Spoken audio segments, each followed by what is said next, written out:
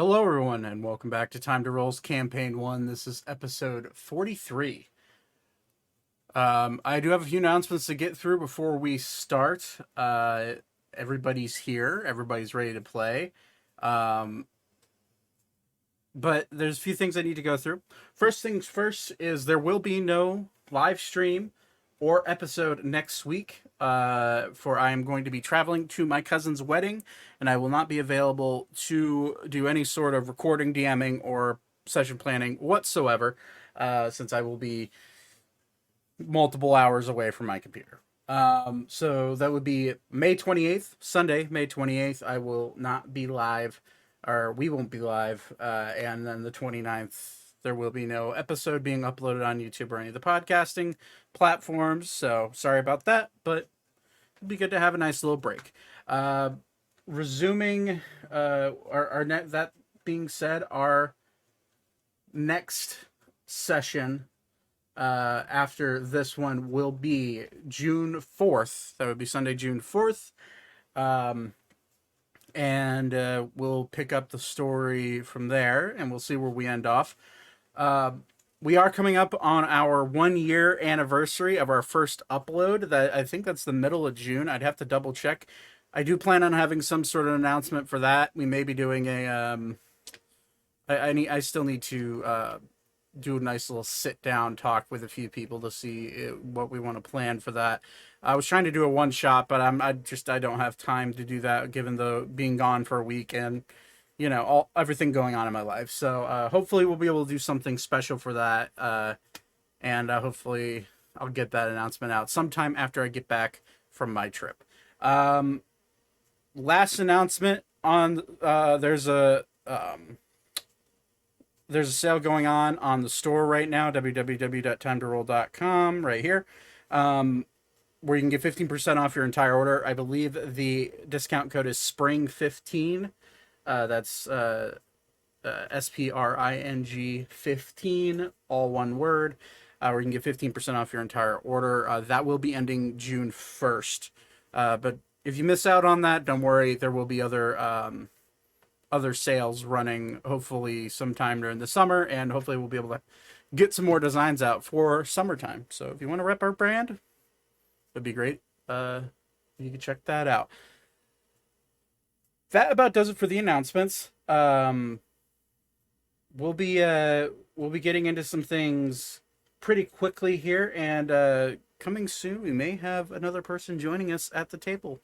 I say table in quotation marks, sometime soon. I am looking for more guests to join us, as well as potentially some old faces. So we'll see where that takes us. Be excited for that. Hopefully we'll be able to bring in some more characters and some people who can expand on our story. But I think that about does it. Let's get right into the story. That's really reading chat now. That's what laptops are for. Dude, my laptop is so shit. It is so bad. Yeah, it's there's no way I could stream everything I do. So unfortunately, that's where we're at. All right, well, let's hop into it. I believe everybody is ready. None of their cameras are on, but that is fine. Let's hop right into it.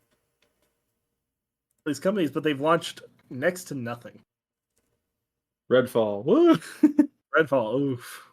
Woo, Redfall. Definitely not. What a great game. I like Arcane too, which is the problem, and then they just put out crap. All right. Welcome back, Zachary. Yes. Welcome. You guys ready to play some D&D? Are we started already? We are. Oh, cool. So, my neck. I've already said this to stream, but I'll say it to you guys. Reminder: no session next Sunday. I won't be here. So, fortunately, gonna have to take a week off. But let's get into the recap, and we'll get along with the story. So, last we left off, for those that weren't here, after a long time in the arena at the Arbington Clash, eventually the dust settled and a winner by random dice rolls was brought to the forefront, being your skyship captain, Ander, uh, after having a fierce fight with Elka's older brother, Pavin, trading blows after blows and eventually finding themselves on the winning end of the entire tournament. Uh,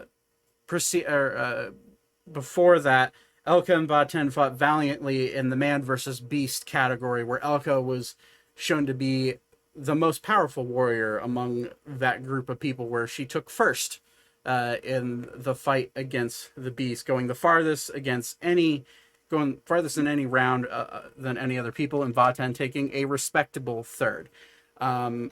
You were handed out your prize money before the award ceremony, and I did not write any of that down because I rolled for it. So I hope you guys took that down. And we'll get along with the award ceremony really quickly. However, there is, as you guys look up, and the rain has now stopped because it was raining prior to the last bout ending. The rain has officially come to more of a mist, and it is humid. It's hot. It's nighttime at this point. All of you are fairly exhausted, even though you have been fully healed by the clerics at the arena. The award ceremony is being set up at the moment. If there's anything you guys want to do in the meantime, there's Elka, you do see your brother over talking to Ander and chatting him up. If you wanted to do anything with him, there's Ori's still kind of. Are you still kind of sulking in the background? I'd say. Yeah, he's gonna be like that all day. Okay. Yeah, you look around. Ori's kind of like keeping to himself. Because of what transpired in the arena. Vaten, the moisture in the air is still kind of bothersome for you, but it is at least a little bit alleviating that it's no longer raining. Let's see here. There's bets. I took down bets. You guys should have already gotten your bet money back. Let me double check that. Okay, yeah. Okay. Outside of the actual ceremony, I'm probably going to be sticking pretty close to Ori, especially if he's kind of not out in the rain. Okay. You know what? Even if he is out in the rain, Uh, I'll stick kind of close to him. Where would Ori be? Nate. Where are we just hanging out at the arena till the ceremony, or? I mean, it's last time you were there, you had come up to watch the last fight. So you're still kind. I'd say you'd still be out there unless you decide to move. When's the ceremony? You see him. You see him setting up the podium right now, like in the center. Oh, okay. So like next 30 minutes. Okay. Within the next 5-10 minutes, you think you could judge that the ceremony is being set up. But okay, well, he'll just sit there looking at his reflection in his axe. Okay, there we go. There you go. Elka, you'll see your brother. He isn't coming up to you, but you will hear a voice in your head from your brother saying, "You don't have to, but I am staying at a local inn if we'd like to talk. But that's entirely up to you." Go over and talk to him.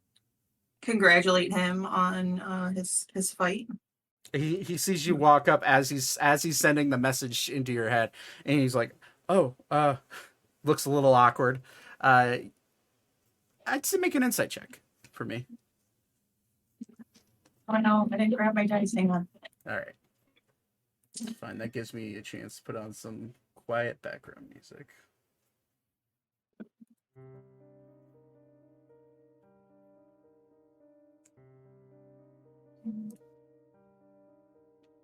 Honestly, no, it's more jovial at this point. 16. 16. You look at his face. He can't meet eye contact with you as you walk up. He's looking very the experience that you two shared in the lair of Torben was harrowing in his eyes, and you can definitely see he's wearing that on his face. His attitude has certainly changed since then. No longer your pompous asshole older brother. He's now kind of like sheepish but excited to see you. Okay. Good fight. Thank you. You. I didn't know you were gonna be here. Neither did I. I was on my way back, and currently, and at this point he'll go into your mind.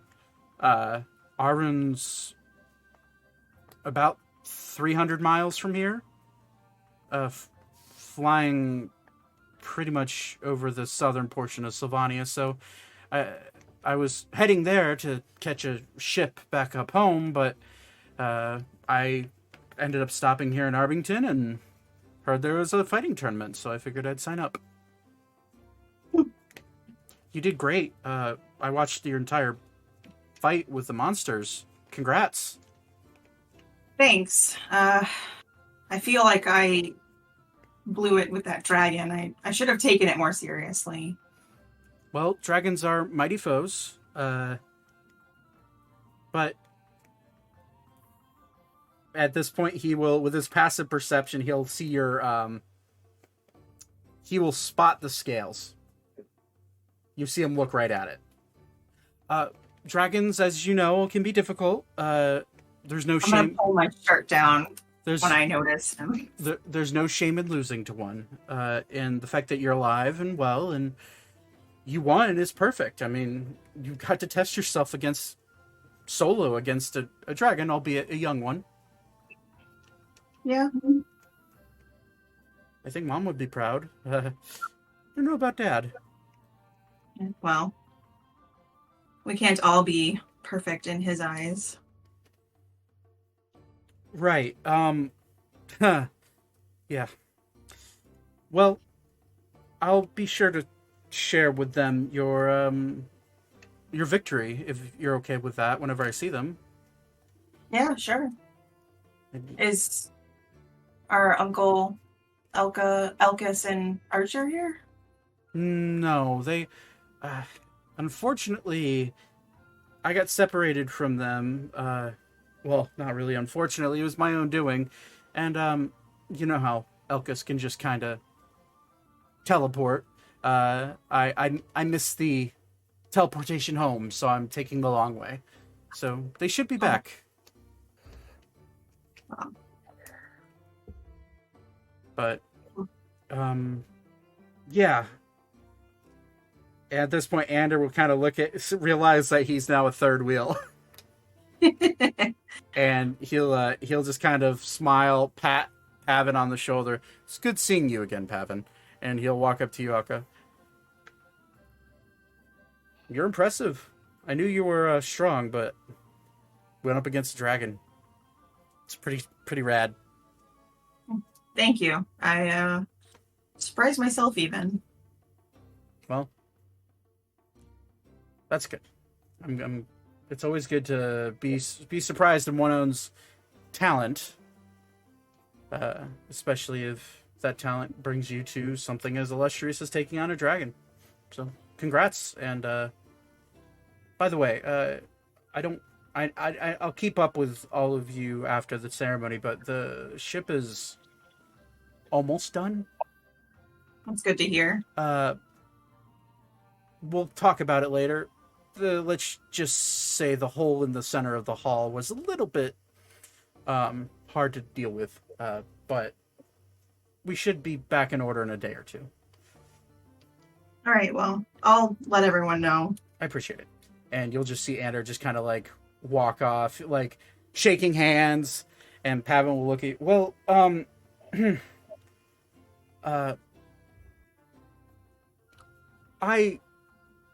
There's things that we should probably talk about, and he'll like pull up his arm, his sleeve, and you will see about half of his arm, of his forearm, covered in scales, similar to the color of yours, bronzish, pale bronze in color. I don't know what the heck's going on, and no one's telling me what's going on with this. Ah, And- yeah. I don't know either. Okay, I'm glad that we're both equally in the dark. I noticed it, and I noticed you covered it up right away. It's nothing to be ashamed of. But Dad's not saying anything, and neither is Grandfather. So it's kind of freaking me out. Well,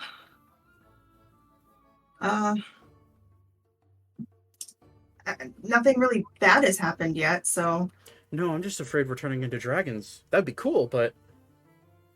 And he starts poking at his scales on his arm. Anyways. If I've learned anything, I'll let you know. I'll try to press Dad for more answers, but Dad's never had scales, has he? not that I'm aware of. Okay. Well, at least I know I'm not alone. Yeah. Well, If I learn anything, I'll make sure to reach out to you. oh, perfect. And he will reach into his jacket or his robe. It's kind of like a robe, but like it's like half shirt, it's like a half shirt, half robe. And he'll like reach into it inside a pocket and pull out a bright, like chartreuse sending stone. And he'll hand it to you. I just had this made. If you need anything, you can message me 3 times a day. Okay? And he'll hand it to you. Okay. Thank you. It's good. I know that, and I know it's a sore topic, but you're incapable of using magic, so I have to figure out a way to somehow get a hold of my sister. So I'm gonna roll my eyes and be like, yes, thank you for reminding me. I didn't mean it as a slight. You seem to be doing perfectly fine on your own. I'll see you at the award ceremony. Okay. And you'll see him kind of go and start shaking hands with a few other. One looks to be a. You'll look with your passive perception, and they're in close enough in proximity. It's a low enough DC. You see, as he turns around, there's a older man in what looked to be some sort of mage robes, standing next to another man clad in full plate armor. And they're sitting next to each other, and you see him shaking hands with them. I'm going to say... Yeah, make a perception check. Because I'm just trying to figure... Yeah, I'd say make a perception check.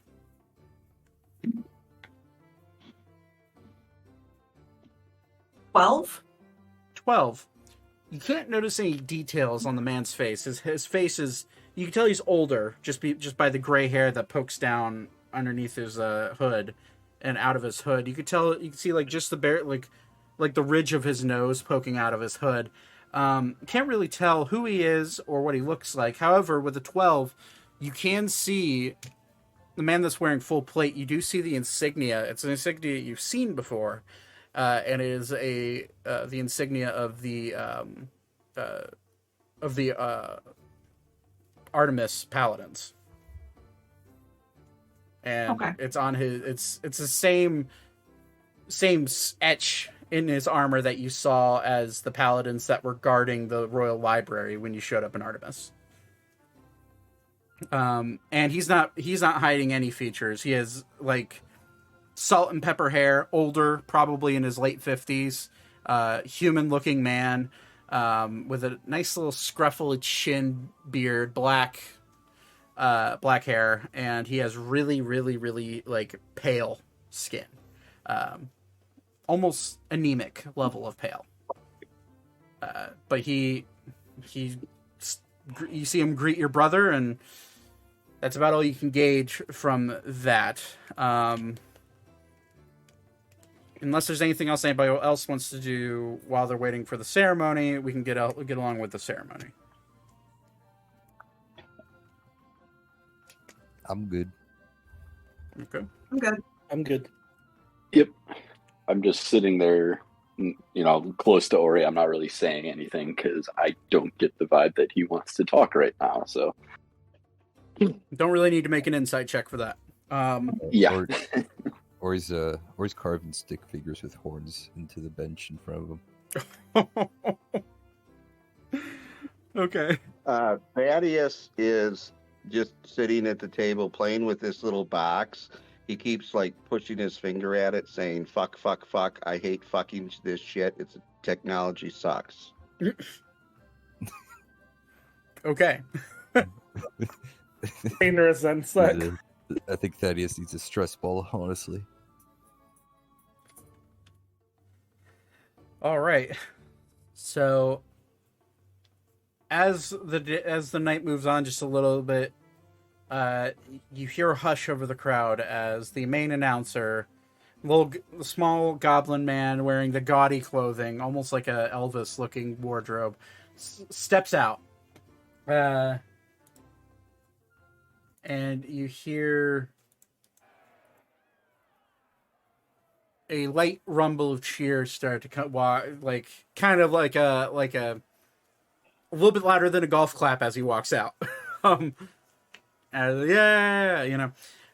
He walks out. All right. Well, we're here to announce our first through third place for both events. Give them a round of applause, and the crowd will start cheering. First off, all contestants have been handed their prize money, and we appreciate your entertainment for the night.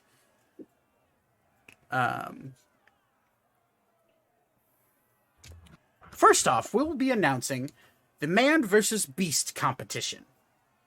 So please, put your hands together for our third place contestant, and you would have been... you have been ushered, Vaten and Elka, you have been ushered down into the tunnels along with Zane. For our third place contestant, a man of very little words and an expert with fire magic, Vaten. And people are like, yeah, Lizard Man, let's go. I'd say with your passive perception, you hear pretty much every compliment, but there's also a few like, what is he doing here? A little bit of undertoned, discriminatory statements. But as you walk up and stand on the podium, and in second place, we have the fearsome little warrior right here from Arbington. Put your hands together for Carl. And you see the little halfling man kind of like walking out.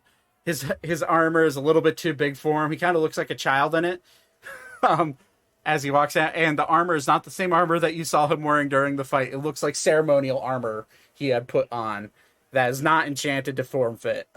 So he walks out and he stands up and people give him a cheer and kind of like, Vaten, you clock people being like, look at his armor.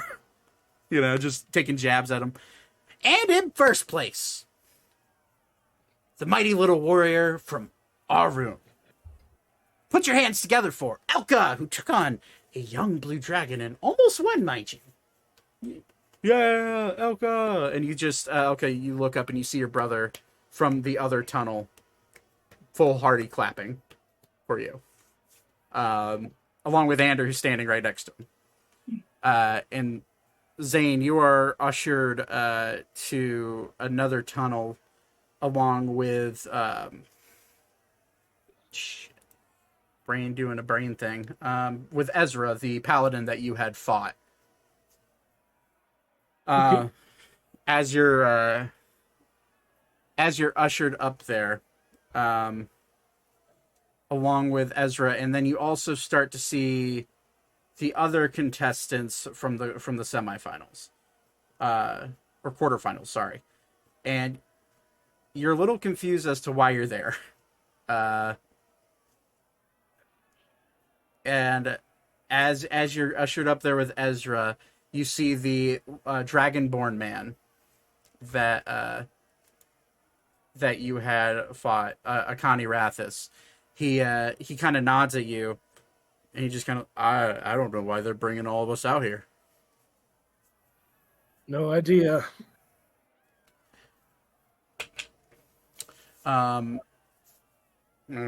Beats me. And Elka and Vaten, as you're standing up there with cheers in your hand, you're both, Vaten, you're handed what looks to be a bronze medal. Made, you look at it, it's a metal. It's solid metal, but it's looks like really cheap, like bronze mixed with like iron. Just to be made to congratulate your third place victory, and on it is actually pretty nicely etched in symbol of a sword clashing with a paw, like a bear paw. But Nifty. that's placed on your head and also handed to you for your third place victory, or third placing in the man versus beast competition, is a ring. It is bronze in color, and it has what looks to be a tiny little red gem on top of it. It's handed to you, and without any explanations, it's just handed to you in a nice little ring holder. For the second place, you see them hand him a dagger that is bejeweled in some ways, lightly bejeweled, like looks to be silver handled, more decorative for sure. And then they walk up to Elka, and Elka, they hand you a rapier. It is a rapier that is golden in color, with chains hanging down from the handle. And there is a knuckle guard like most rapiers have, but it's a knuckle guard, and on that knuckle it is it is etched in fine detail. Do you read Elvish? No. I just have Sylvan. I'd say make an intelligence check for me real quick.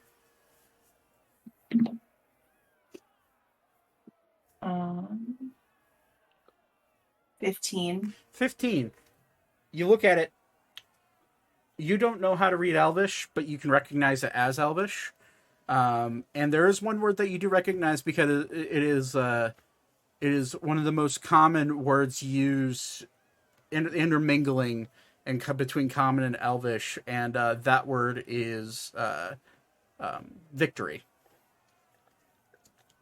So you can read out what seems to be some sort of like different, like a different spelling of victory, but you do recognize the language as Elvish, and also put on around your neck is a golden, looks to be a medallion, definitely not pure gold, as you look at it, made out of iron, a little bit of gold. It's definitely gold plated, but nothing too fancy. Everyone give a round of applause for the man versus beast competitors, and for everybody that competed before them. Yeah.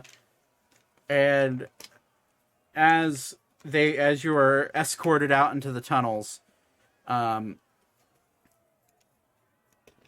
you hear a hush over the crowd as they start to set up, instead of 3, they bring out what look to be more podiums. and a total of 8 podiums are brought out. And a lot of people are really confused by this. You could see the overarching confusion settle over the crowd. And as they bring these out, all right, that's enough. We're doing this a little bit different this year, since we had so many incidences than normal, and so many brilliant fighters. We figured we'd honor our top 8. So, in 8th place, a man that almost lost his life, luckily was able to be brought back and is here to take his 8th place spot. Put your hands together for Holmes Bogon. And you see the Gith monk that Ori had brutally eviscerated Ooh. walk out with a limp. His face seems a little bit more bruised and beat up than it was. But he is alive and he's walking, and he kind of steps up on the podium and kind of looks. Let's see if he sees Ori. He's gonna look up in the stands, and Ori not being a hard person to spot. He looks at Ori and just kind of like looks at you and smiles and nods. Ori. He's not paying attention. Yeah. He's looking down still. Let's see here. Why don't I have...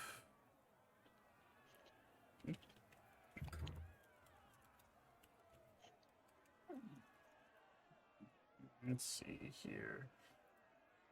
I have all these names written down, but... Here we go. So, in 7th place, who made a valiant effort against our champion, Andrew Newgate, we have Milana Guegon, and you see the Minotaur woman stand up on the 7th platform, and you see these things are made out of wood, you can tell, and you just see her hooves kind of like sink down into them slightly because of the weight. But she steps up and stands proud. In 6th place, in a match that shocked everyone, put your hands together for our former champion of the ring, Omar Stone. And you see the half-giant man walk up, and he, instead of standing up onto the 6th ranking, he stands in front of it, and he just doesn't even look at anybody. And in 5th place, for the person who we had seen, who exemplified strength within this arena, someone who went toe to toe with a person known as an archmage. Put your hands together for Zane Rona. Zane, yeah. And Zane, they usher you up to the 5th place spot. All right. Now, in 3rd place, in 4th place, got my numbers mixed up, we have a man of mystery. This man fought bravely in the ring and with his cool single strike hits. Put your hands together for Hashiba Ono, and you see those samurai looking man stand up in 4th place. And in 3rd place, Archmage Akani Rathis, and you see the Dragonborn step up into 3rd place. In second place, we've now learned the older brother to our first place in the man versus beast clash. Put your hands together for Pavin Burning Heart. And you see Pavin put his hands out and all excited. And he hops up. He literally bunny hops up onto the second platform. And in first place, a man who needs little introduction. The sky ship captain, a man that has been legend throughout these parts, Ander Newgate. And you see Ander just kind of like walk out, not even excited, just walk out stone face, stand up on first place, and look out at everybody. And then he flips everybody off. Long story short, so we don't go through what everybody gets. Zane, you are given a what looks to be it's like a medallion. It's not like a medallion that everybody else is wearing, but you look at it. Make a actually, you know what? Yeah, make a history check. Yes. Check. 15. 15. You look at this coin. It's not the same as the others that you've seen. Different markings, different deity markings, but you can gauge that this is a Revivify coin. Oh, okay. Walking up handed to Pavin, you see what looks to be a short sword handed to Pavin, and it is in similar fashion to the rapier that was handed to Elka. Instead silver coloring, bejeweled, and as he grabs it, you see the blades start to grow a thin, like, purple hue as he grabs it. And then they walk up to Ander, and before they can even hand Ander what they're gonna give him, you see him look down at the person handing up what looks to be now this giant. Looks to be like a greatsword. They hand it up to him, and he grabs it. Thank you. And you'll see him point the sword out, pointing it right at Thaddeus, Vaten, basically the group, but primarily pointing it right at Ori. And he just, he yells, "Ori, put your head up." I'm sorry, who said that? Ander, in the center of the ring. He has a great sword in his hand, looking at you. He says, "Ori, raise your head, for this is the sword that I will beat you in our next duel." And he will sling it back on his back. As that happens, Ori, make a wisdom saving throw.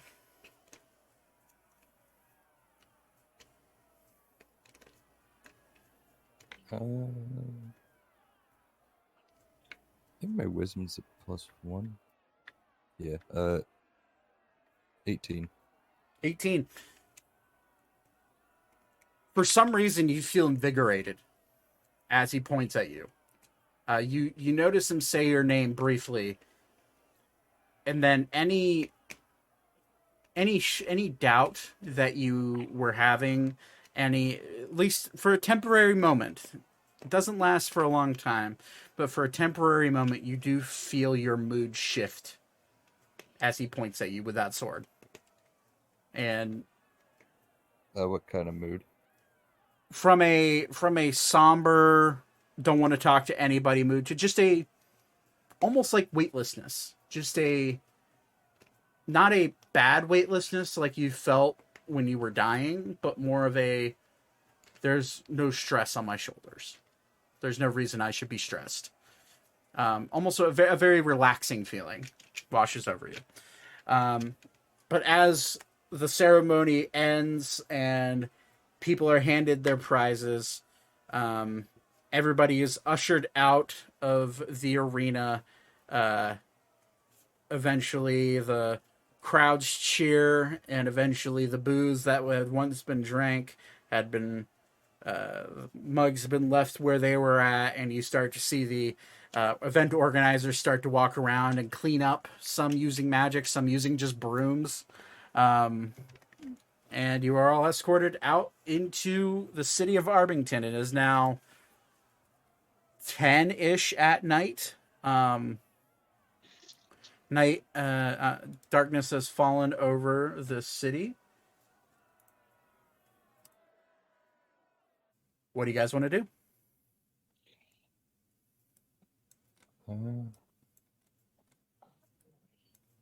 Taking. I don't know if I'm muted or not. I am not. Okay, cool. I'm going to take a quick look at the ring in particular. Does it give me any sort of hey, it's actually, you know what? I'm going to kind of retcon a little bit, if I may, and ritually cast Detect Magic while I was in the stands waiting for the other prize thing. Specifically looking at this ring? Yeah, looking at my ring specifically. Okay. Elka's rapier, if she offers it to be looked at. I know I won't be able to identify it, but I will be able to tell if it's magical. Both. So the ring is kind of lights up in a dull greenish hue. And coming from the gem specifically, you do see a little bit of like red light coming off of it. You can tell the School of Magic with Detect Magic, so you can see that as an enchantment of some sort. Okay. You look at Elka's sword, and you see two forms of magic coming off of it. One from the hilt, and one from the blade. From the hilt, you look at it, and it has a similar green glow coming off of it. And then when you look at the blade, you see almost like a bright blue hue coming off of it. The hilt is enchantment magic, but the blade is conjuration. Do you mean evocation? Conjuration. For no, for the ring and hilt. Sorry, the hilt is enchantment. I don't think that's a school of magic unless I'm drawing a huge blank, which I might be right now. I'm pretty sure it absolutely is, yeah. What school? Oh, okay. Enchantment, yeah, it is. So, yeah. Okay, my bad. Don't mind me then. Yeah. So enchantment. Yeah. Okay. The ring and the hilt are enchantment, and the blade is conjuration. And what I was thinking. Okay, got it. Cool. If you wanted to figure out if you wanted to figure out exactly what that is, what these are, you'd have to take them to an appraiser or find someone who knows the identify spell. Yep.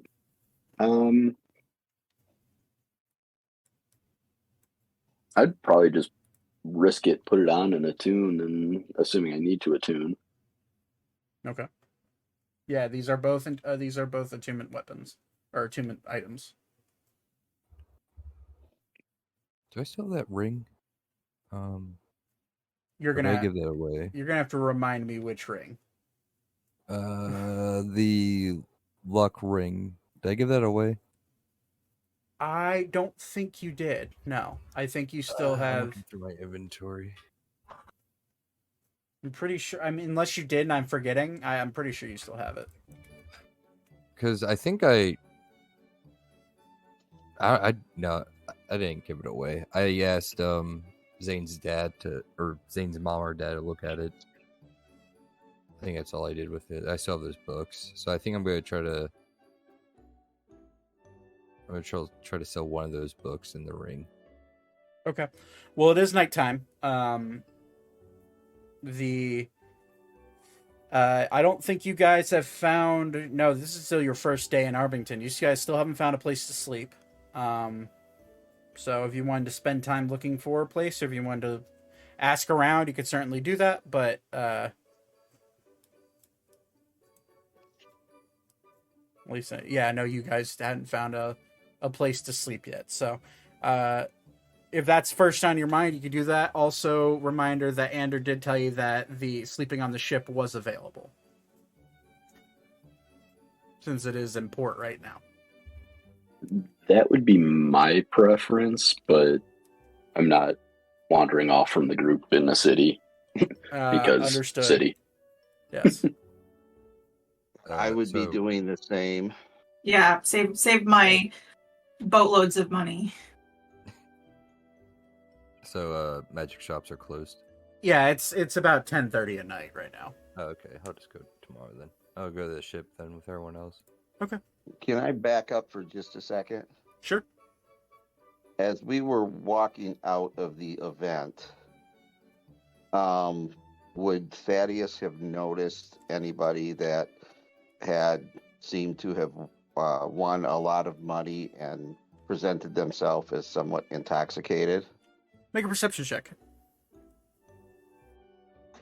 This is going to be difficult because I can only see half the words. Did that roll? It didn't. No.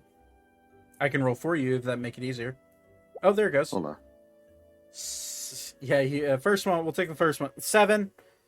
Unfortunately, you look around. There's a lot of people as you're walking out, and nobody that you can see. I mean, there's quite a lot of drunk people, and nobody that you can see that is flaunting money or is dressed well and being drunk. It's kind of hard to tell just because of the crowd. All right. I'll just continue to follow the group. Okay. So, you guys are making your way to the ship? Yep. Okay. Yeah. So, you walk about, you get being told where to go. They said go south. Or Anders said go south. You do eventually make your way down into the Arbington Harbor, and there's a shocking amount of people around the harbor at night, still working. You begin walking and trying to spot the Lily wherever it is, and eventually, I'm gonna say, I hate to say make a group perception check because Vaten's passive perception is fucking wild. I'm going to say, Got to do what I got to. I'm gonna say make a group perception check. It just feels so weird because yours is over 20. It's like most things that you're going to be able to see.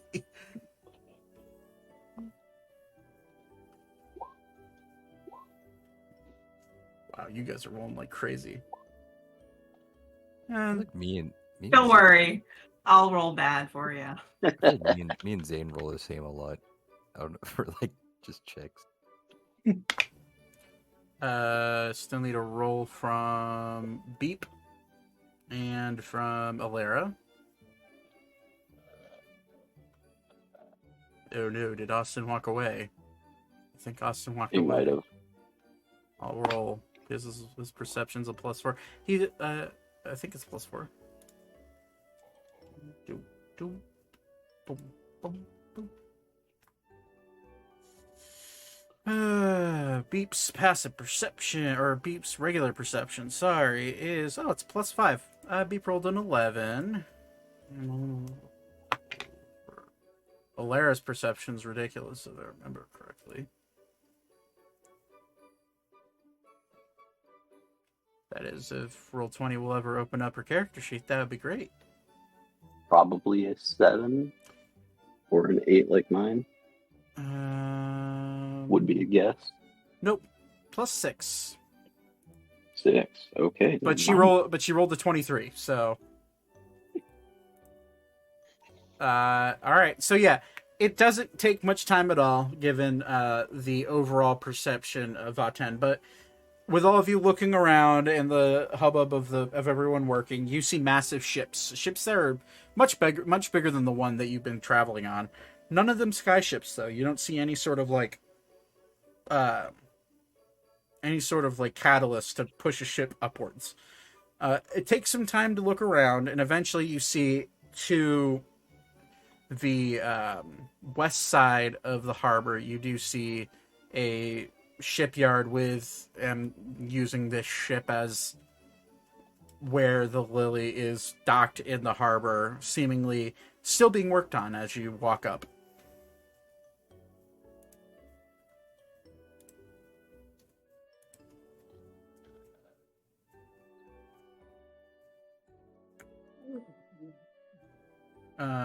As you guys are walking up there, you do see a what seems to be a young, like an older.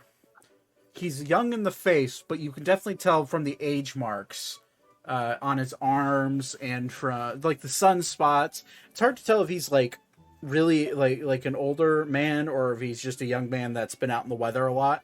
But you see this. You see this like human man. He has like a his hair is like silver, but you can't tell if it's from aging. It's just pure silver.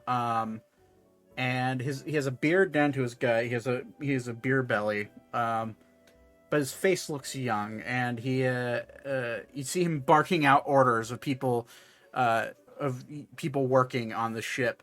And you do see Ander kind of standing there, arms crossed, just kind of watching on the dock.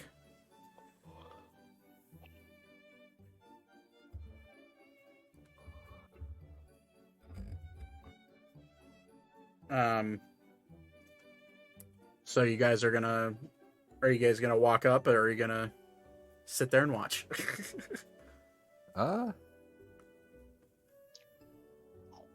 Or is he gonna prop him? He's gonna prop himself down and just kick his feet in the water for now. Okay. Eventually, the presence of your group is noticed by Ander, and he just kind of like looks at all of you, and looks at Ori. See him kicking his feet in the water. He's gonna play boomerang with his axe. Okay, just gonna whisper the command word, throwing it up into the air and then whispering it back. Yeah, casually. Yeah, nothing. He's not like it's like casually throwing it up. Nothing crazy.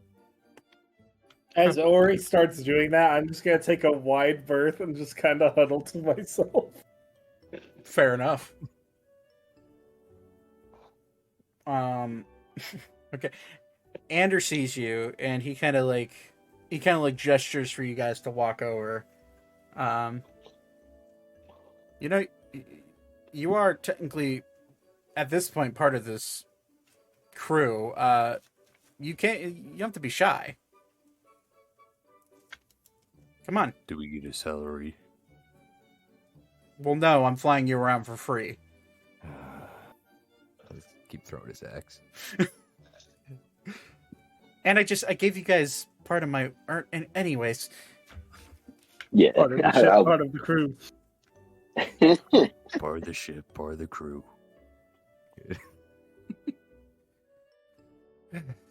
Come on. What? I thought you guys would have found like a inn or something to stay in. What are you guys here for? We're cheap. We're cheap. Oh, you want to sleep on the boat? This one does not like public buildings. I should have seen this coming. Okay, let me ask the harbor master.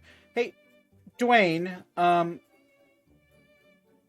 is the ship going to be worked on all night tonight, or are you guys going to bed at some point? And you'll see like the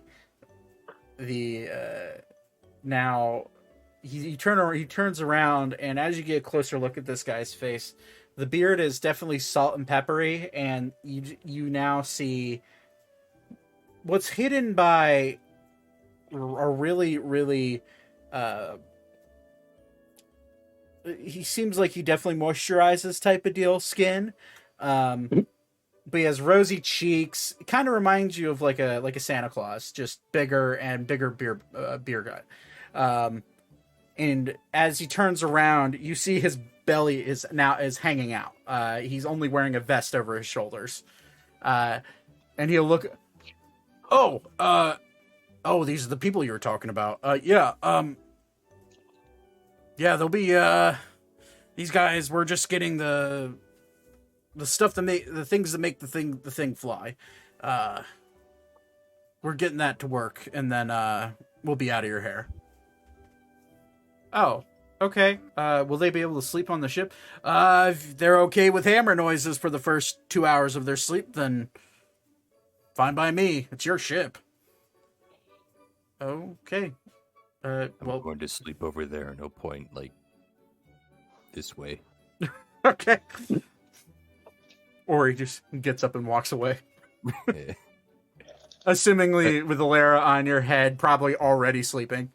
It's like he's like dragging the like the flat part of his axe on the ground.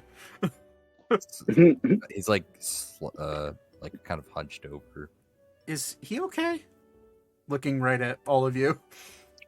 Who's asking? Andrew. Andrew. Okay. No, This one does not think so. he's Ori answers from like 80 feet away. No. I was gonna ask the real perception to hear that, but I thought it'd be kind of funny. They're not trying to hide it. Your passive perception's high enough, sure. Oh well. Okay. I only rolled a 2 there. Okay, well, Damn, Jesus. plus 8 for perception. Man, Vaten's a observant one. My passive is 11. What is your passive perception now? 22? Or 21? 23. 23? Fucking hell. Next level, it'll be 24, I think. Does it go up a level? Oh, because of... Proficiency bonus. Yeah, because of proficiency. Oh my god. Alright. God, you're gonna see the gods at this point. Jesus. Looks up, sees Zach. You have now gained the ability to break the fourth wall. Congratulations. Andrew will kind of look at you, realize, well, you guys can get on the ship if you want. You heard the man. They're going to be working for another hour or two to fix the crystals. Well, I don't even know what to call him. The dude in the dragon armor. He kind of did a number on the ship. So I believe they call them floor tanks. motherfucker. Took me a second. Asshole.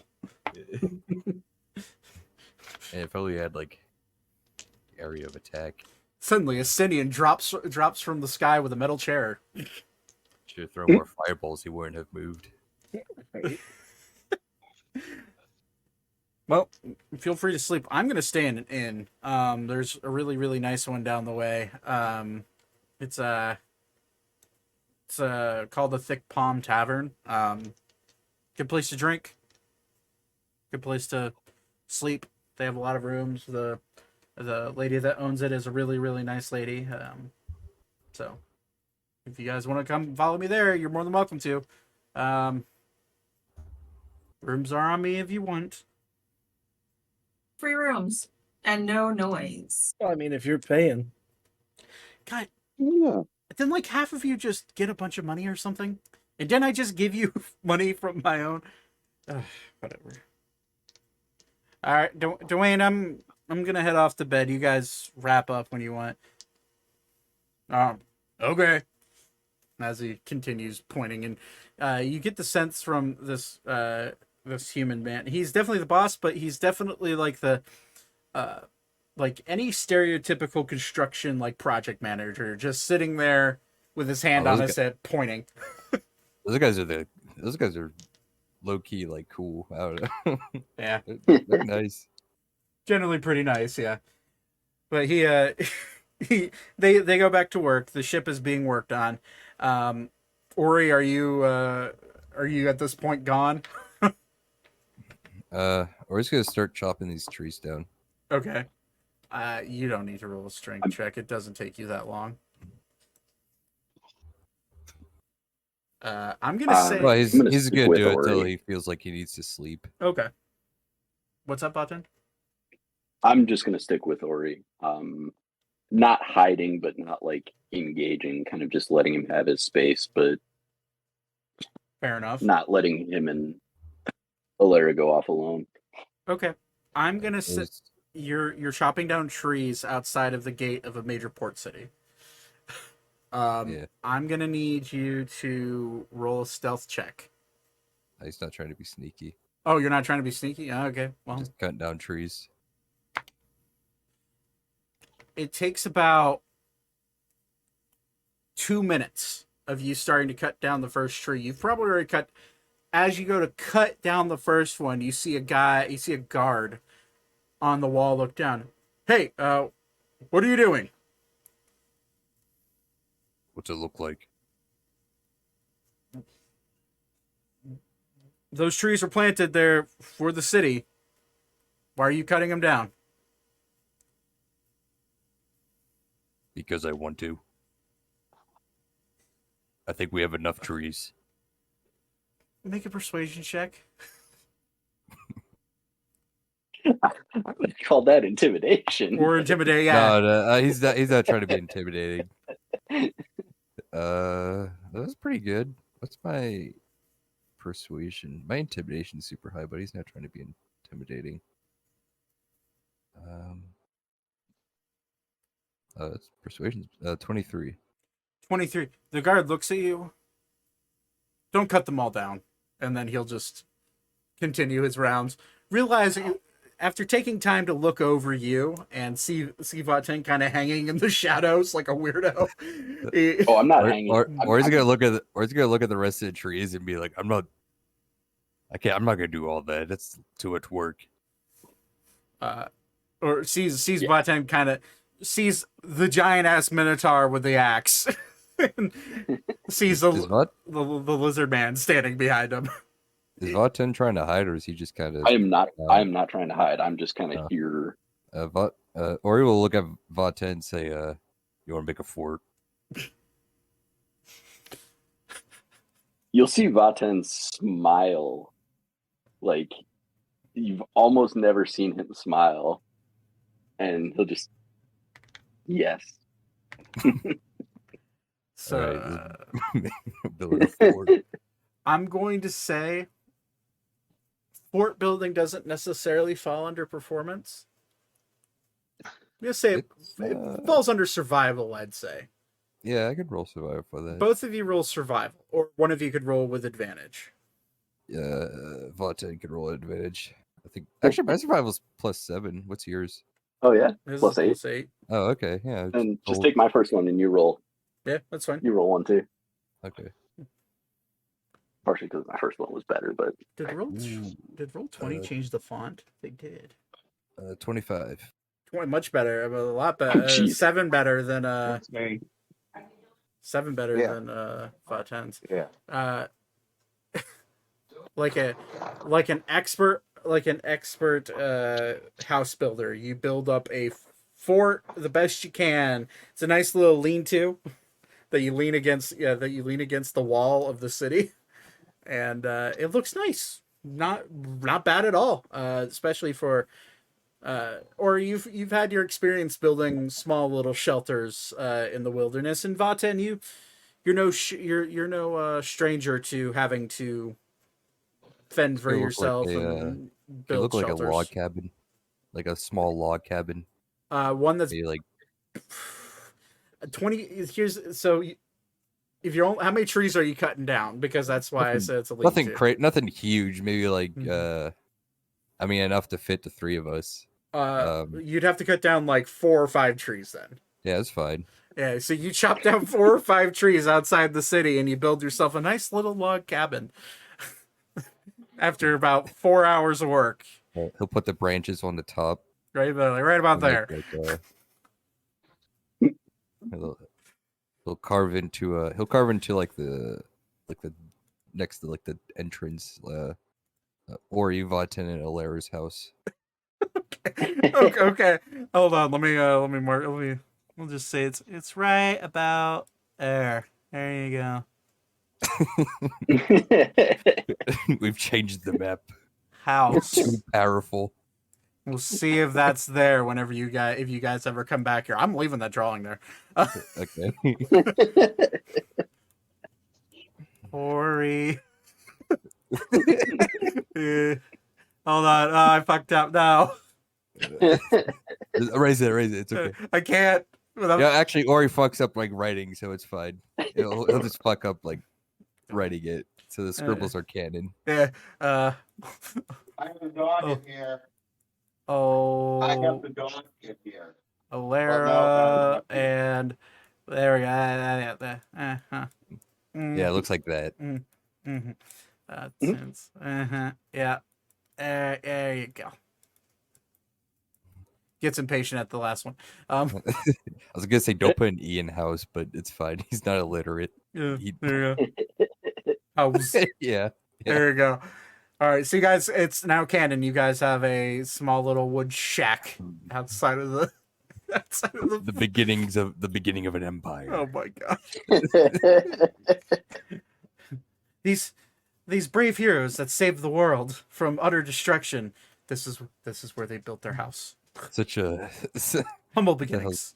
yeah, such a humble end for our heroes. Okay. I'm just gonna live in a shack after saving the world. Do you want me to just buy you a house? Shit, high roller over here. Jesus. You can charge it to your uncle. Can we let's just ask him to buy us like a base of operations. You do realize that if you remember correctly, the a reward for finishing this quest you're on is a keep. Oh yeah. Oh yeah, Yep. I remember that. I don't know why I forgot. Nope, It's you already got pretty yours now, Ori. Yeah, that's the keep right there. That is your keep. Did you know Yeah, that? fly. Did you know Can make that? Did you know that floating castle costs 1.25 million gold pieces? That was chump change for Elka's uncle. He's not made of money. He's not that rich. He's, I can pull some strings. I don't know. He's got good credit.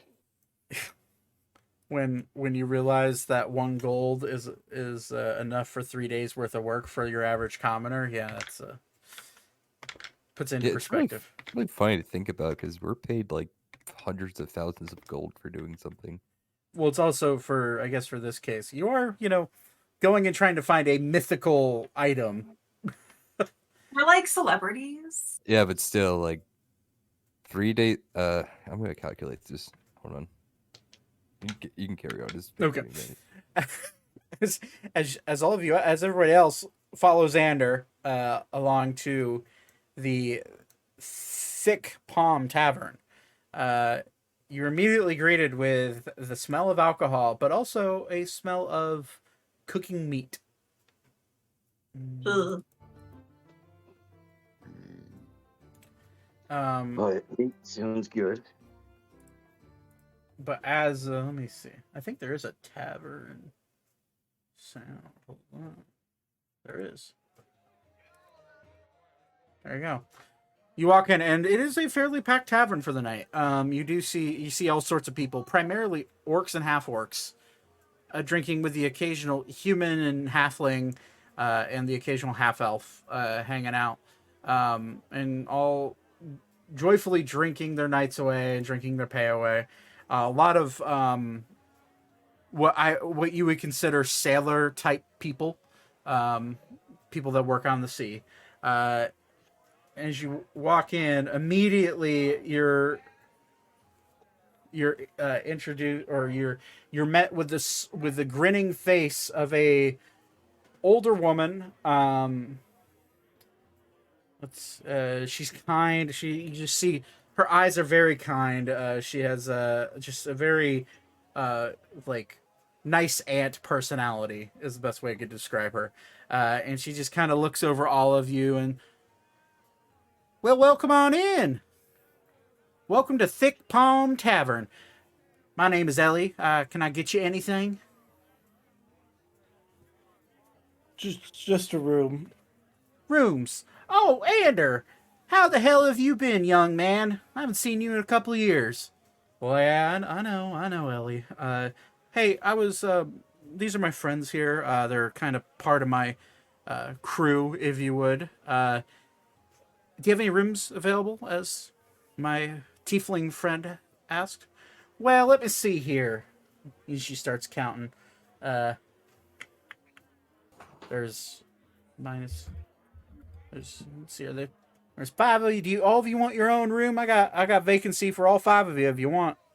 Yes, please. Five rooms? Yeah, totally. All right. Well, that will be a total of how many nights? Anders, put in the bill. How many nights you staying? 1 night for right now. Ellie. 1 night only. All right. Well, that's fine.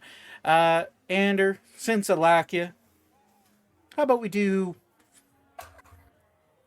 for all 5 rooms? How about we do 4 gold? Done. And you'll put down 5.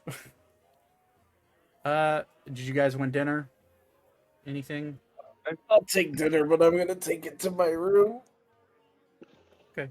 Ellie's one of the best cooks here in Arvington, so I'd recommend anything she cooks.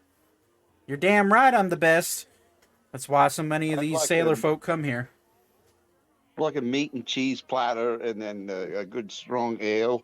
And if they could bring that up to my room, please. That can be done. And what was your name? Thaddeus. Thaddeus. That's a funny name, but that'll be brought to you immediately, Thaddeus. You can call me Mr. Sterling if you prefer. Is that your last name? Yes. His father's name. Honey, It's the house that I was brought up in. honey, we call everybody by the first names here in this tavern. We're like family here, so you just go up and get yourself comfortable, and I'll bring you up your meat and cheese platter with some wine. All right? I'm just not used to having my name insulted, that's all. Oh, I meant meant nothing by it. It's just I never heard that name before. It's interesting, unique. You ever heard the name Noetic? Has she ever heard the name Noetic? Noetic.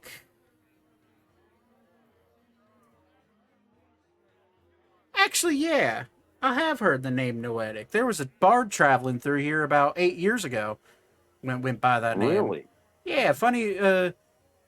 Kind of a funny drunk elf fella. About yay tall, and she points to about the right height of Noetic. Why, you know him?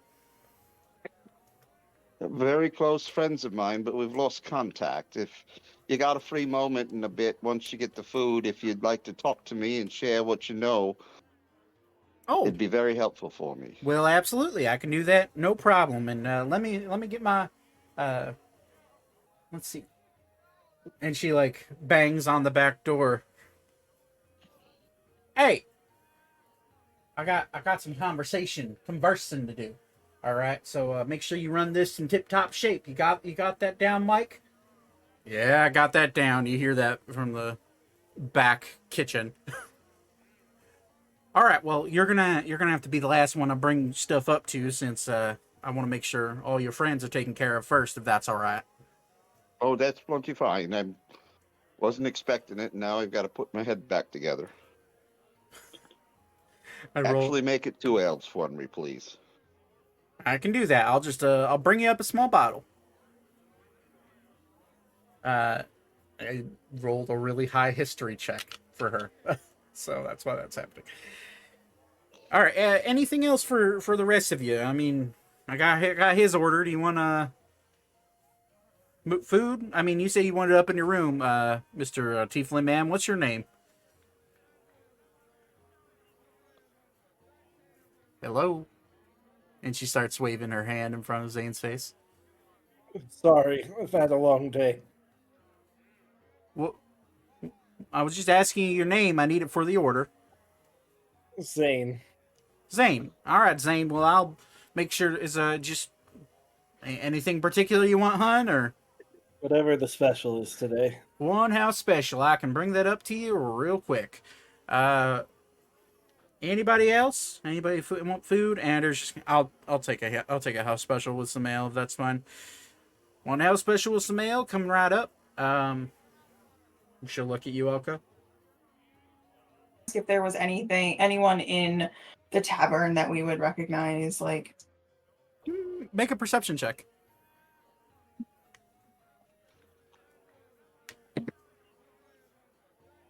seven. 7. No.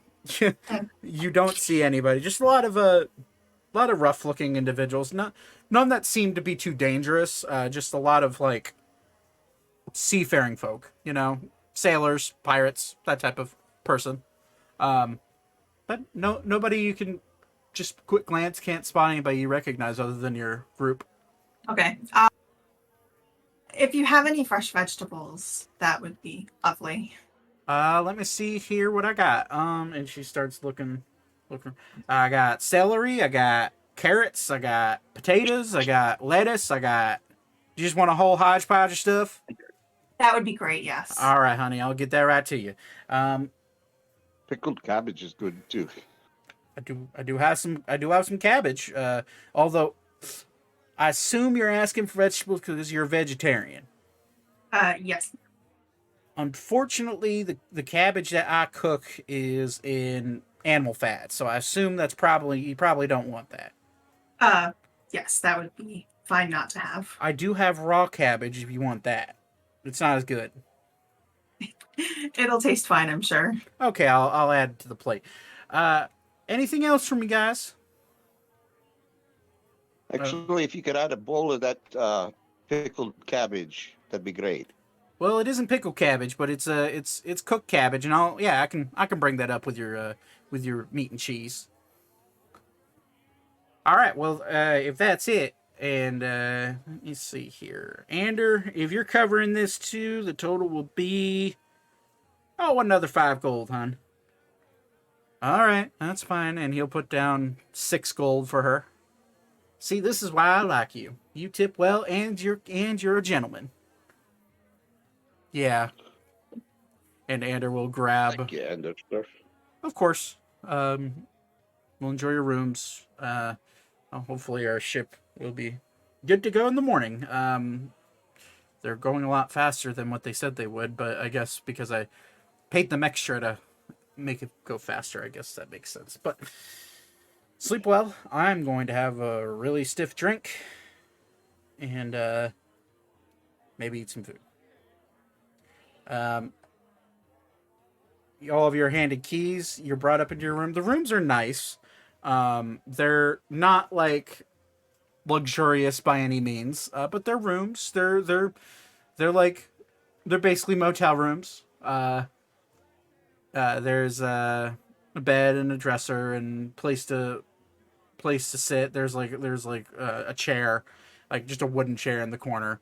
But after some time, Zane, she brings up your food. She's like, "Honey, your food's ready. I just hope everything's to your liking." And she'll hand you all the stuff that you ordered. Appreciate it. You have a good night. And You she do the same. walk over to Elka.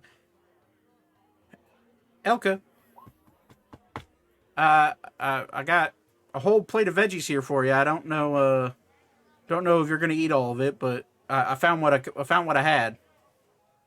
Oh, thank you. This looks wonderful. Anything I don't touch, I can return to you. Nonsense. You keep it. Andrew's paying the bill. Thank you. And she'll wink at you and have a good night. You too, ma'am. Yeah, let me know if you need anything else. And she will walk her way now over to Thaddeus's room, and she'll knock. Thaddeus, I got all the things you want, and some details I think you may need to hear if you're wondering. Do you mind if I eat while I listen? Of course. Oh, thank you. The food looks amazing. Oh, So, you want to know about tell Noetic? me what you. Well, he came in here about, like I said, 7, 8 years ago. I'm trying to remember the exact date, but that's kind of escaping me since it was so long ago. I just want to make sure we're talking about the right person. Darker skin, like a silverish black hair. Seemed to be drunk all the time. Had a really pretty voice. She's got a wonderful voice, a good complexion, Right, yeah, younger looking fella. petite figure. Yeah, petite. He was about 5'5", 5'6". He had he was an elf of some sort. But And he's part human too, I think. oh, is he? Oh, well, I wouldn't have known that. If he was You remember the eyes? oh boy. Did he have golden tinted eyes? Well, he was wearing like tinted glasses the last time when he was here. But she'll roll a history check. I can't remember his eyes, unfortunately, but I think we may be talking about the same person. He was a performer. He was traveling around. He looked like he was looked a little looked like he needed a stiff drink whenever I found him. But he played a few shows here at my tavern and moved on after a couple of weeks. Did he ever say where he was headed to or where he'd come from? What his plans were? Let me think. And while you're thinking, I'm just going to throw some more ideas out you. Did he communicate with anybody else in town that may have known a direction on him? You have to understand this is extremely important to me. He is my best friend ever. We got Right. split up on a ship. Well, let me think. I'll pay you good gold for information. The money's not necessary, hon. I'm just here to help. Let me think. I can't remember where he said he was off to. I know that he said that he was getting on a ship and he was heading south. That's all I can really remember. Where he went after that, that beats me. But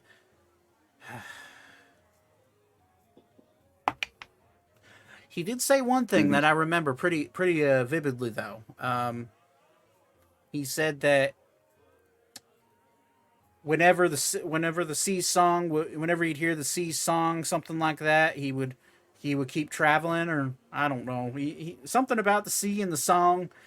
He did sing a lot about the sea whenever he was here, but I don't know if that was just because he was by the ocean, he was feeling inspired as a bard, or if he had some other mission that he was secretly on or something. I don't know. I'm just a tavern keep.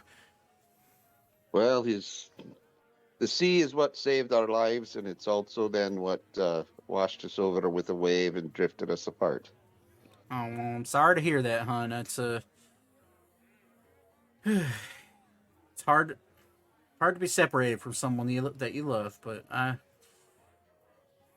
In fact, they killed the first person in my life, saving his. well, that ain't well, you certainly do care for that man.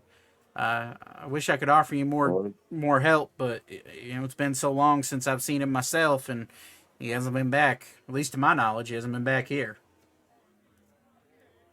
All right. Well, we'll be in shore of a couple days. If you can think of anything else, please leave me a note or ring me over at the ship. Or if you know somebody that knows something, send them my way. I can. I'm gonna give her 2 gold.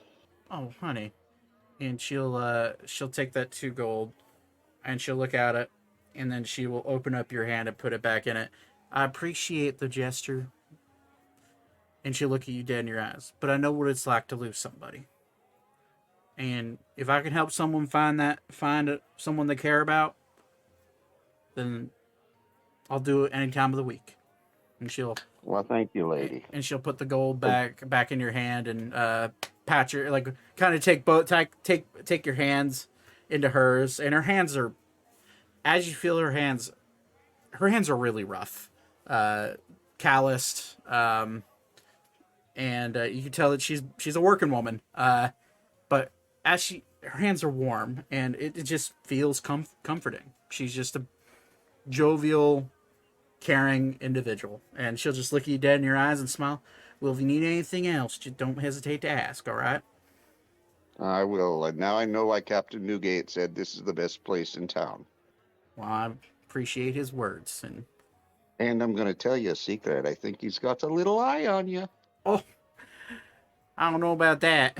These old bones can't do much loving anymore, but they're certainly do some caring. So He's not the best catch in the world either, but he makes you smile. that he does. You have a wonderful night, sir. Thank you.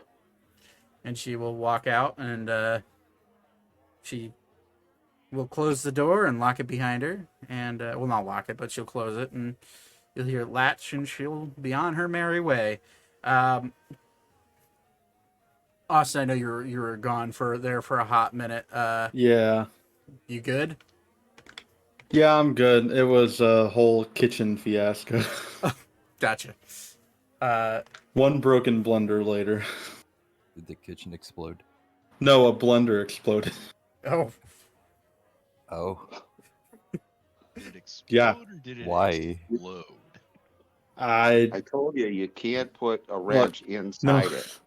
They were using it to make like these ice slushies, but the ice got caught in one of the blades and it literally blew the entire thing. no, no. I've never seen ice get caught in a blender blade, but it happened. Wow.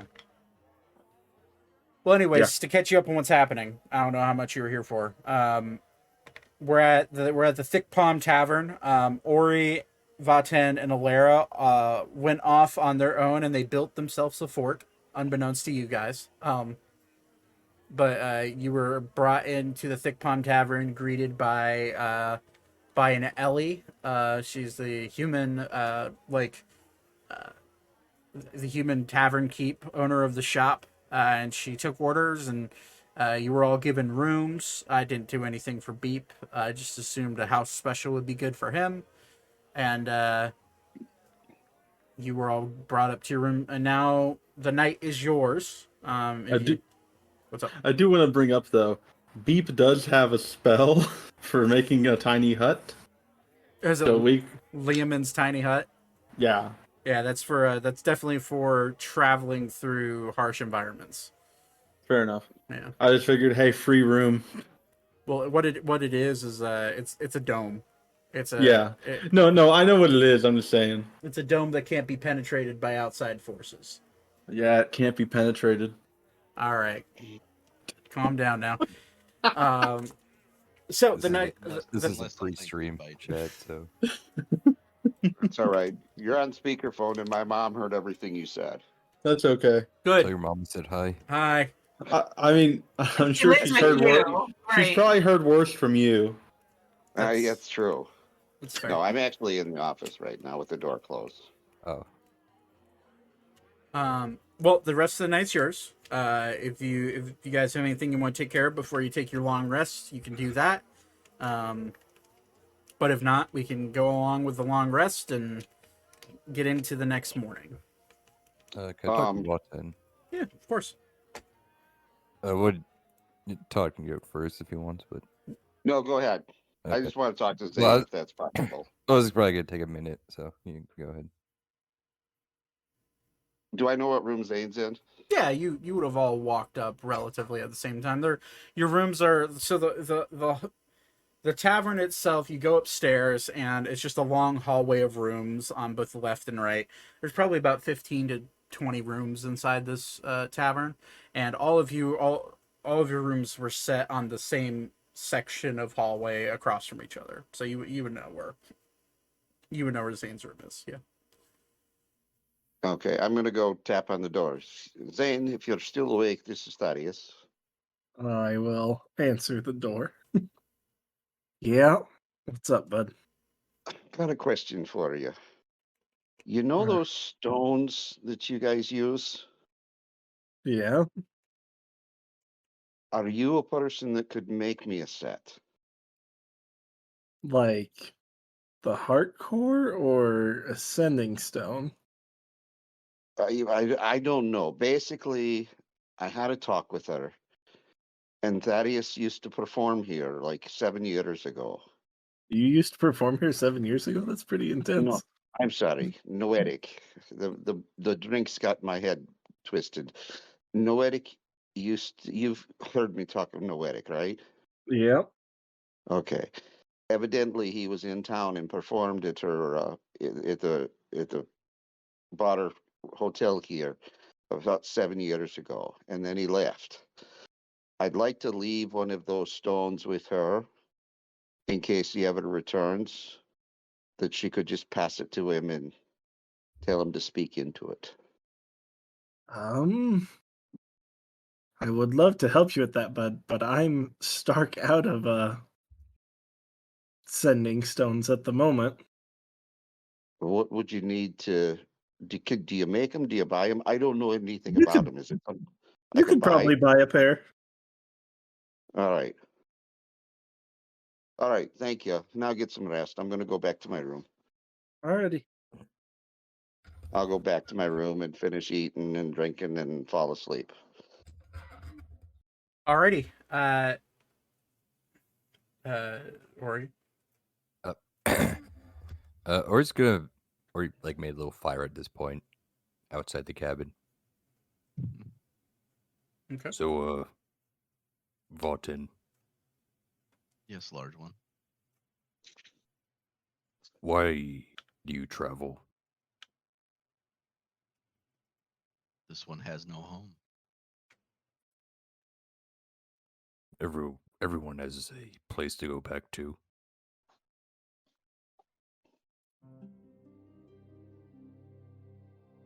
This one was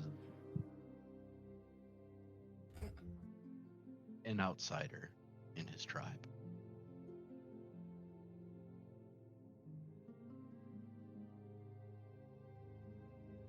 Would you kill someone or?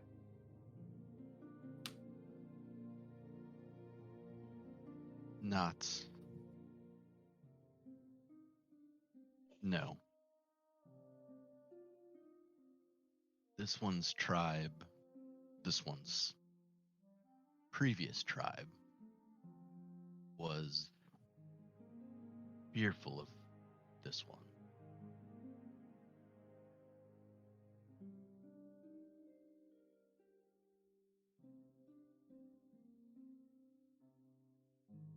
Hmm. Do you mind me asking, what did you do?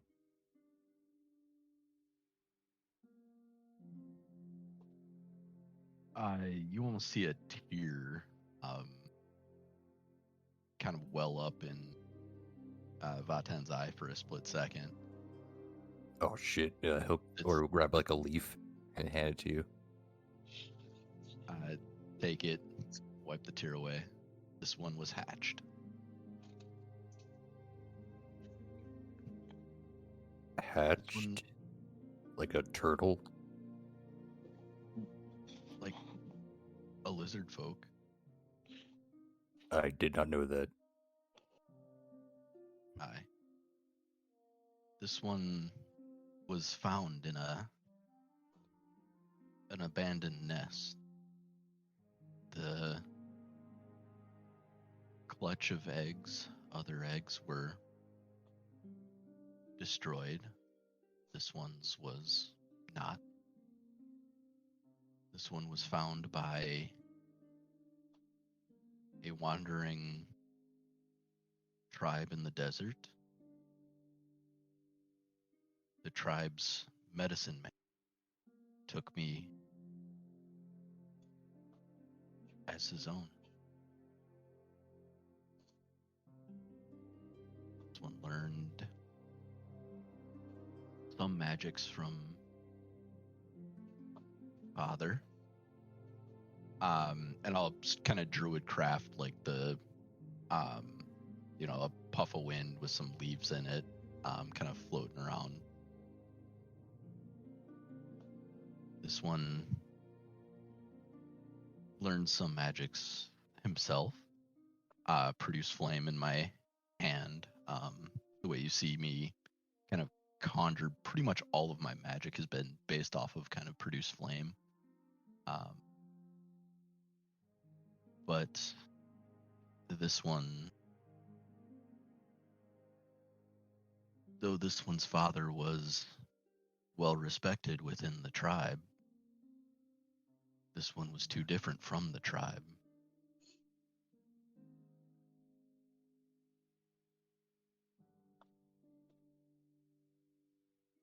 You look like any other lizard folk I'd seen.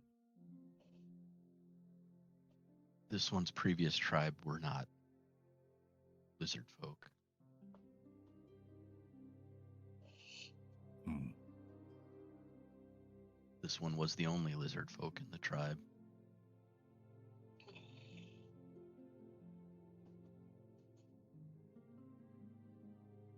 So they kicked you out, or did you just leave? This one left. This one's father was the medicine man for the tribe, but he grew old and died, and this one could not revive him, could not heal him. This one was fearful that father's protection no longer applied, so this one left.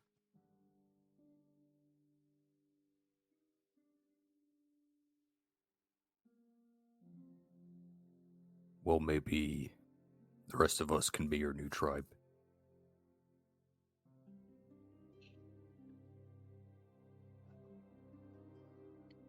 Did you notice, large one, when this one was introduced, this one originally called himself Vaten Ashleaf of the Ashleaf tribe. This one no longer uses Ashleaf as his name. This one would love this tribe too. This group to be his new tribe. They're good people. Thaddeus is a little much sometimes, but so is, I guess, some other families deal with that too. Aye. He's a good man, though. This one has seen that. You know, Alara over there never really had a family either. This one knows the feeling, and this one has seen how you take care of her. And respects it. Yeah, she stumbled upon me beating a man to death with my hands. And I picked her up because she was red and I liked that color.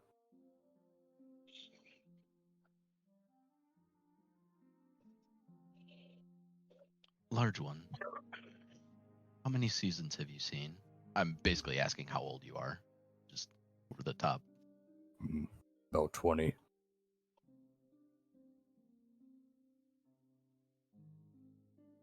And 20 years. when did you find the young one? Not too long ago. A few months before I met all of you.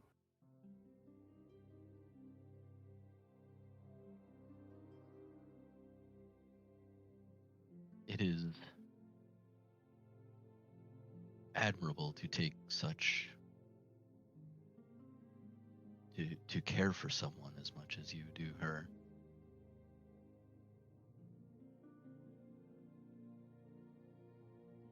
You know, Vaten, when you seem the most responsible out of everyone else, you'll tell them I said that. And if you could, to take care of Valero when I'm gone. Large one, are you leaving the tribe? No,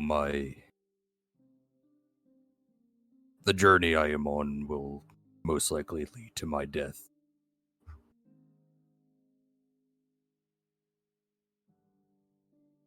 Life always leads to death. How is Sooner than expected. I'll kind of jingle. I have like 4 packets of diamonds kind of stashed in different pouches around my kind of robes and stuff.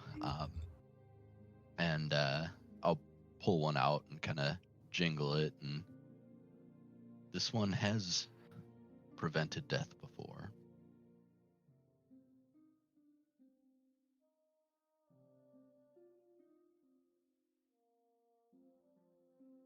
Perhaps you may prevent it once or twice, but I expect eventually my death to be permanent.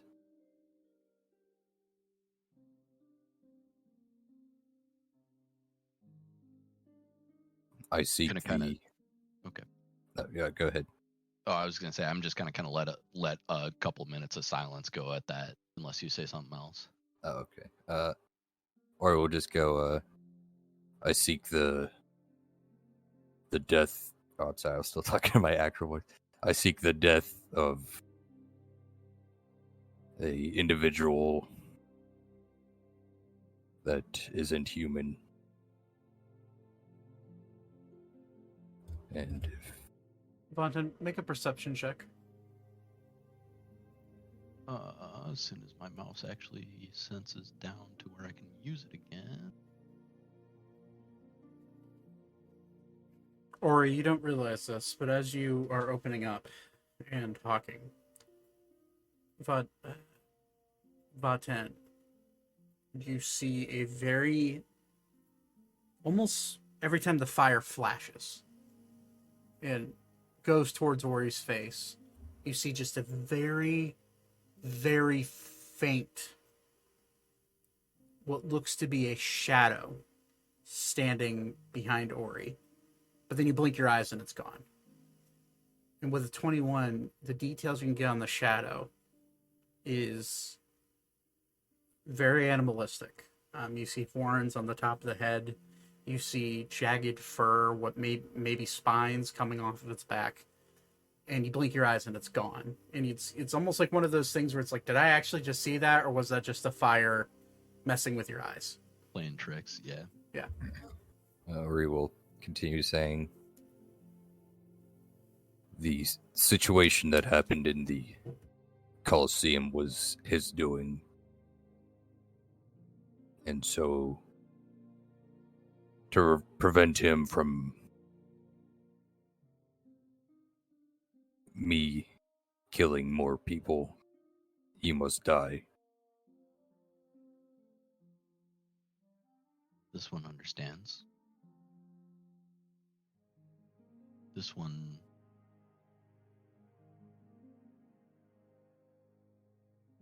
How can this one help?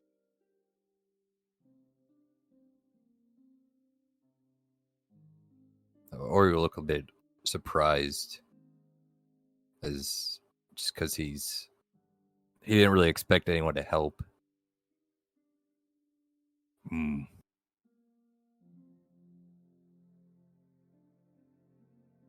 Perhaps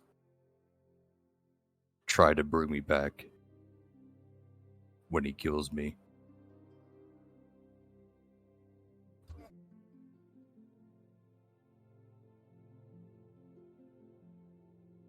When you attacked Zane, that was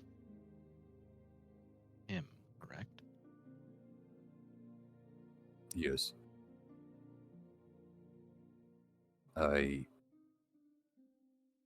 When those things happen, I lose control and have horrifying visions. This one could tell when it was happening.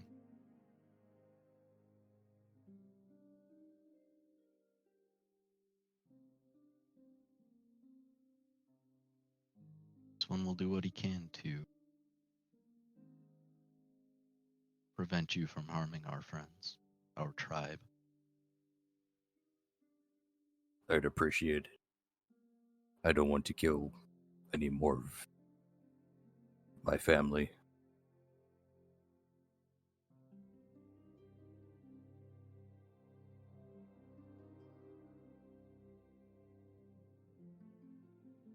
Let another couple minutes go by in silence. Just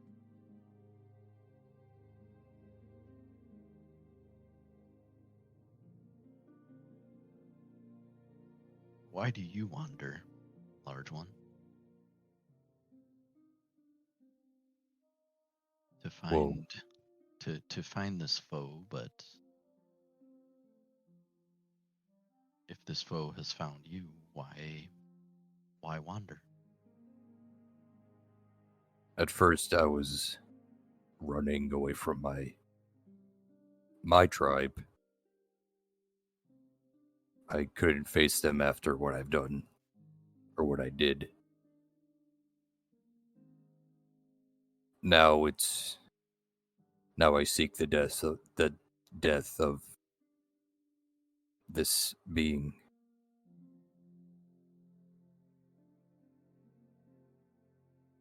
I fear that he may be too powerful for me to face, but I will die trying killing him. You do not face him alone.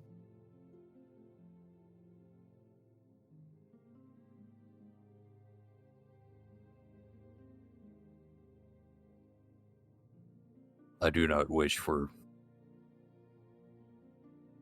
either one of you to die, so if we were to come upon this being then and death was imminent for any of us, besides me, I would ask you to run. This one cannot make that promise.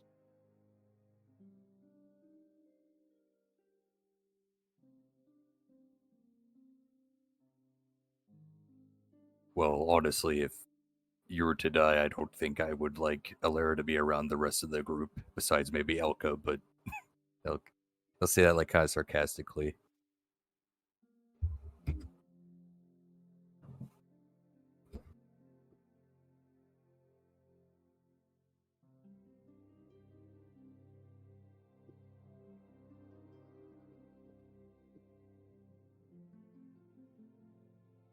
This one cannot speak for the others, but this one does stand by. You do not face this foe alone.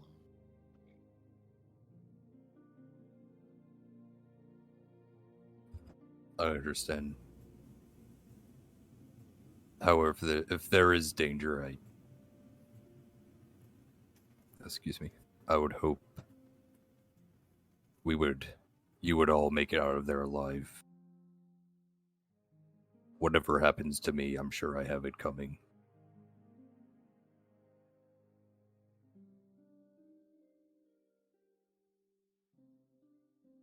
Vaten will kind of spit on the ground at that. Look over at Alara and go,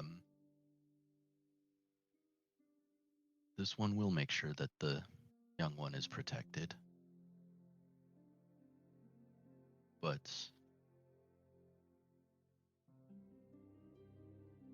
do you speak Sabathian? Sabathian, sorry. No.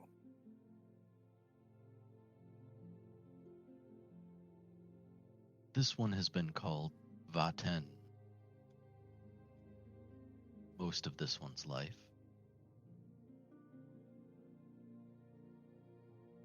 Vaten is a curse insult curse in Sabathan.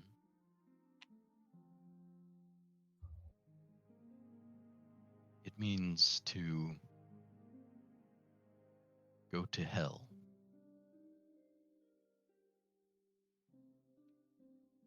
This Have one's you ever- former tribe. This one's former tribe has seen this one's affinity for fire magics and seemed to think it was an appropriate name.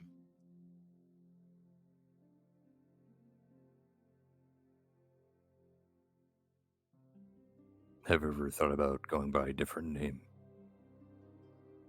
This one's father called him Weavra. Does that have any meaning? Wyvern. Dragon. I believe that is more fitting.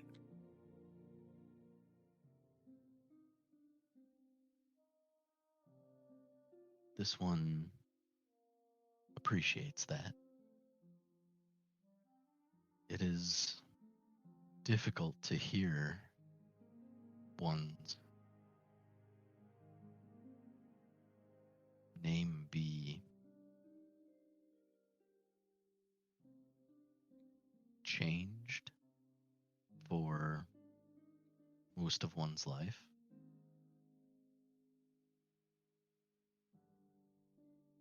It is difficult to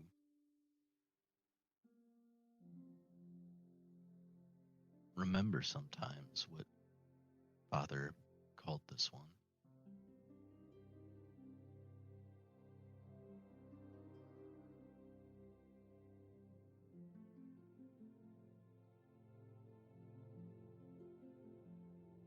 Well, to remind you, I could start calling you that. This one would like that friend Ori. Says it kind of like rolling it around in his mouth like he's not used to saying names. Ori will like smile at that and say, "Do you know what Ori means?" This one does not. It means Ori.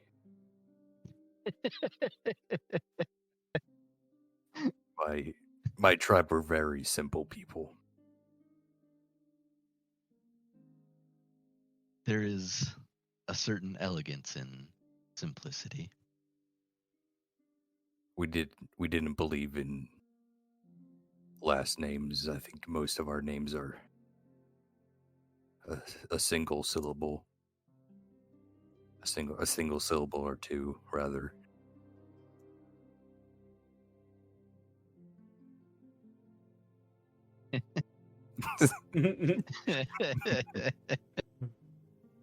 Accurate. Yeah, right? You know, when I used to train with my brothers, they'd always beat me in, friendly duels and whatnot. But we were a tribe of warriors, see, but my parents and the rest of the tribe and my brothers never looked down on me for it. That is good. Actually, the first time I picked up a weapon, I kept dropping it every time I would swing it. I didn't know how to grip it very well. What you learned. Ori will kind of frown and say, "No, I only knew how to swing a weapon when I was cursed."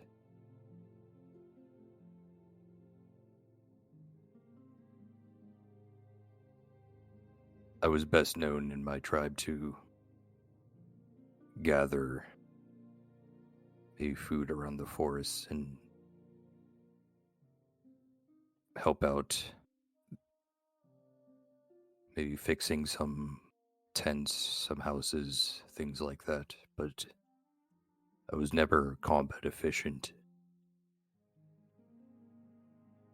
I was durable, though. Fixing things is a noble endeavor. Yes, and I was fine with that. Being in my tribe made me happy, knowing that I was surrounded by people who were accepting, even though I was no fighter.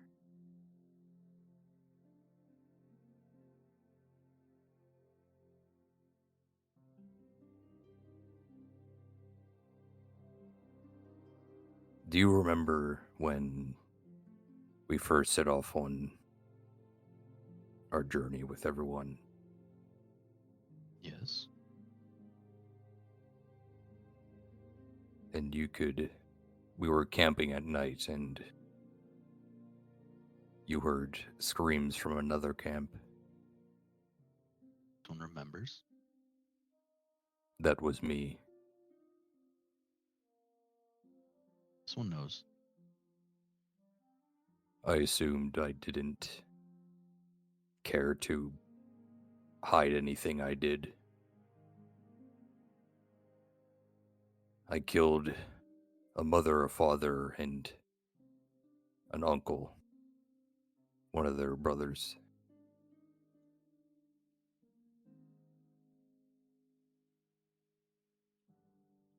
Was that the entity taking over? That is the man I am now. Today I feel a bit different. The act of killing as of today after what happened somewhat disgusts me. But tomorrow I will go back to how I was. I can already feel the urge of killing coming back. It's sort of like an addiction.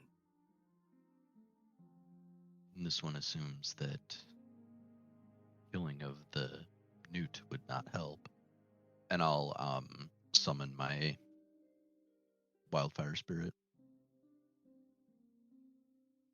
You see like you've seen a few times before, a flash of fire. It's almost as if it comes out of the campfire, and you see a little red, like glowing little fire lizard crawling on the ground. That probably won't satiate the hunger very long. Maybe for a moment, but the act of killing innocents feeds the hunger the most.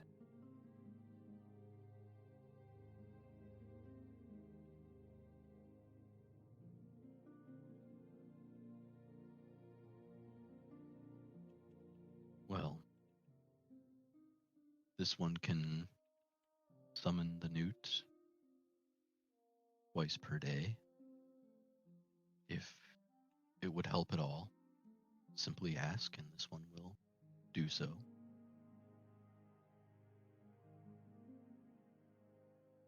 I appreciate it.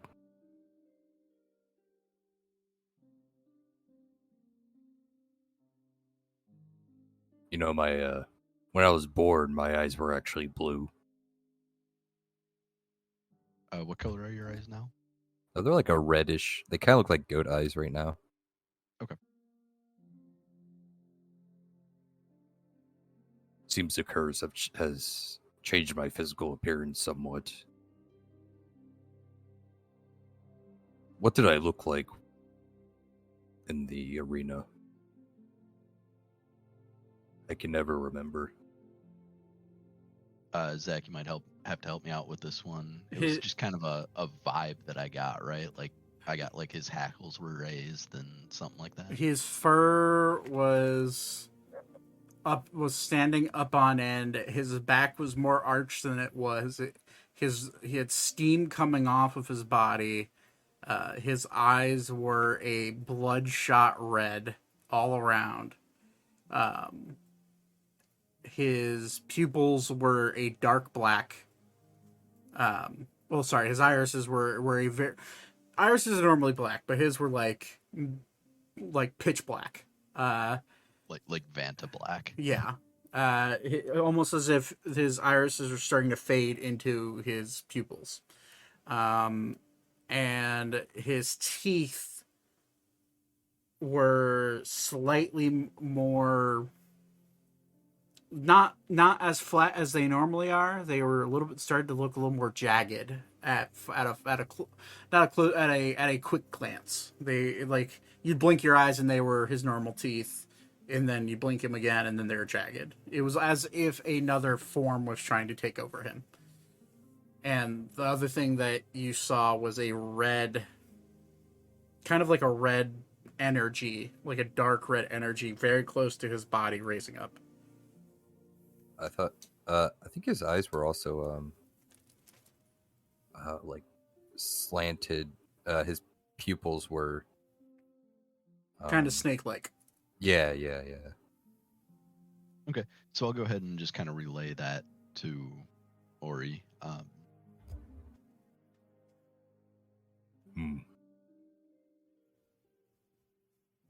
This one does not think most people would notice at the speed in which one must achieve in combat, but this one would.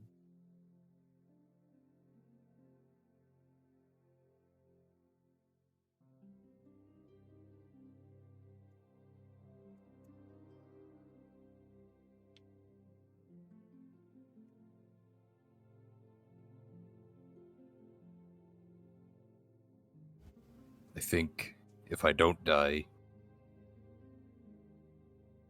I'd like to start a farm.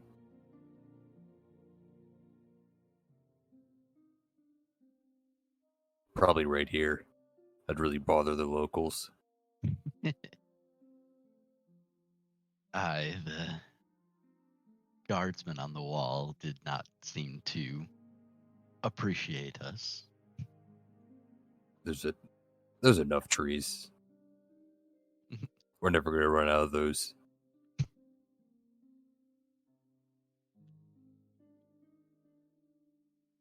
Well, perhaps it's time to sleep now. We got a few dragons to kill, I guess. Very true. Ori will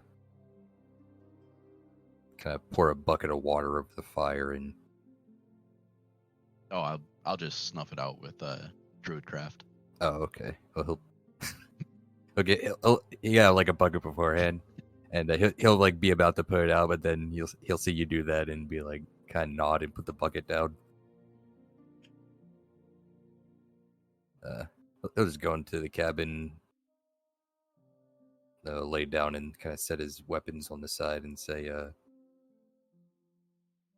"Thanks for the talk, Vaten." Ori.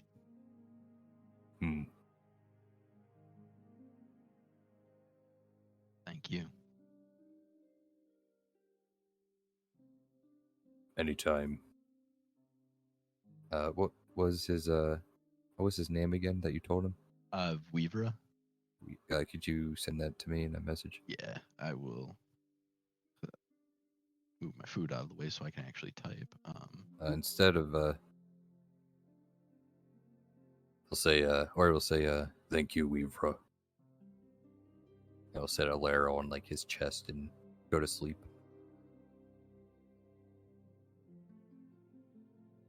Okay. Put in my notes.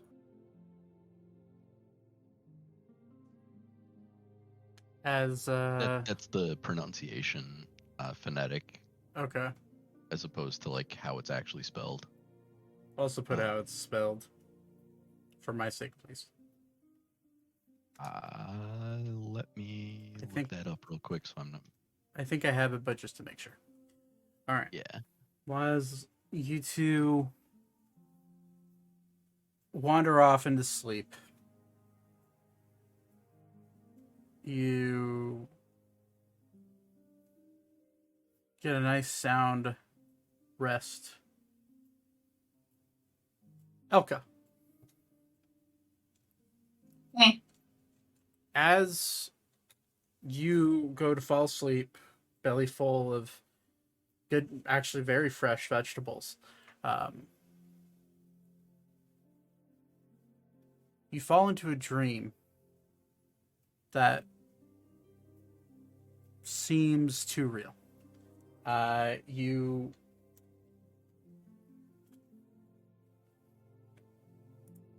find yourself standing in a cave.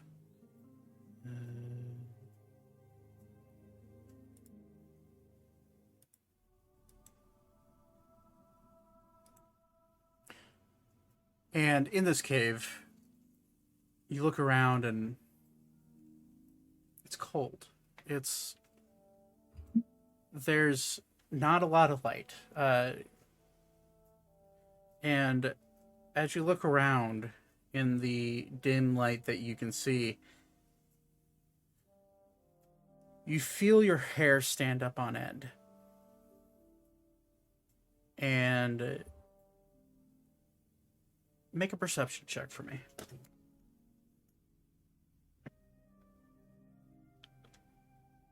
22. 22. You blink your eyes. And coming into view, almost as if someone's taking the blindfolds off of you, you see yourself surrounded by a horde of gold. 10 times, maybe even 20 times larger than the horde you saw on Arun. And as you look around, you see, with your 22, you see a very slight movement through the gold. You see these scales. You look down at your arm, and same color of scales that you have on your arm. This pale bronze color. And as these scales start to move through the gold, you see it's a dragon. But this dragon is bigger than any dragon that you've seen personally. It's bigger than the blue dragon that attacked you on the ship. And as it stands up and looks at you, its head barely lifting up out of the gold, it just stares at you. Its fierce orange, red eyes looking down at you.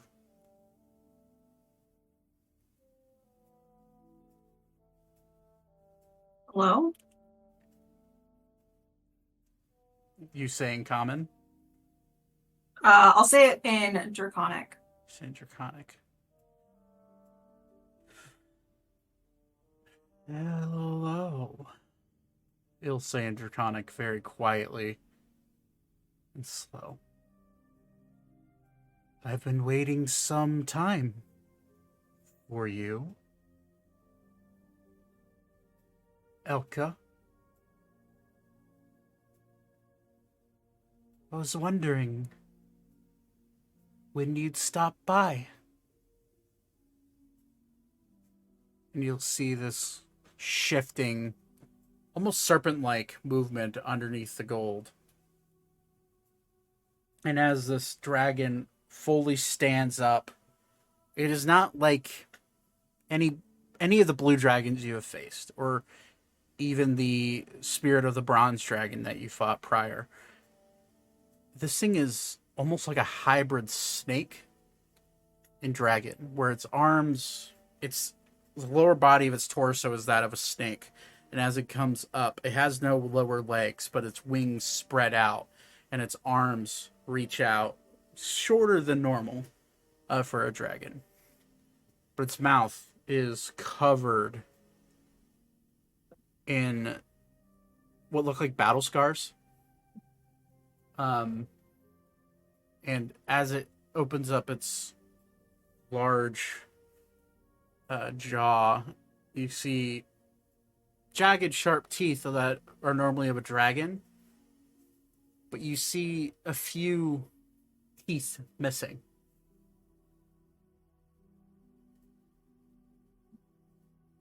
I was waiting for a good time to chat. I hope I'm not intruding. Who are you? My name will come in time. All you need to know is I'm always watching, and I'm always protecting you. And she'll, like, at this point, you see her, and her eyes, when you look at her face, dragons are normally fairly gender neutral face. You can tell from her voice and tell from just her eyes. You just keep looking at her eyes. They look almost humanoid, but they're that of a dragon. They're slitted like a dragon, but you can't shake this sense that they're more human than they actually are, or more humanoid at least. I will introduce myself in time. I see you've begun sprouting my protection. And she'll point with her long, dangly arm out to your arm, your forearm, where your scales are growing. I hope. Go ahead. So is my brother. Ah, yes, your brother. He seems to be disconnected when it comes to the spiritual side of this world. It's been hard for me to contact him, but you seem more open to it.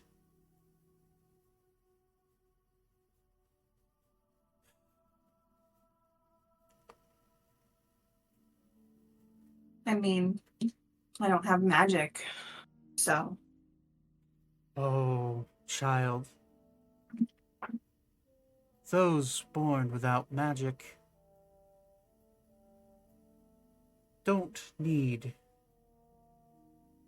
natural talents or even heritage to gain magic. But you could always gain it from a higher power, a greater being. But you've chosen not to. You've chosen to take up the sword. What is your reason for this? I just need to prove that you don't need magic to be powerful.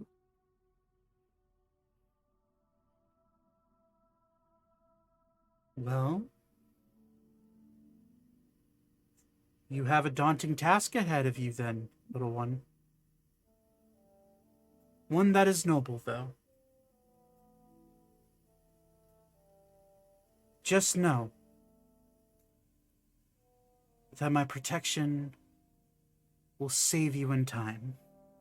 And she'll point to your arm again, and you start to see, instead of the few scales that have sprouted, it's now becoming more and more like pattens, as it's starting to cover a little bit more of your arm, is starting to grow. I do hope, in time,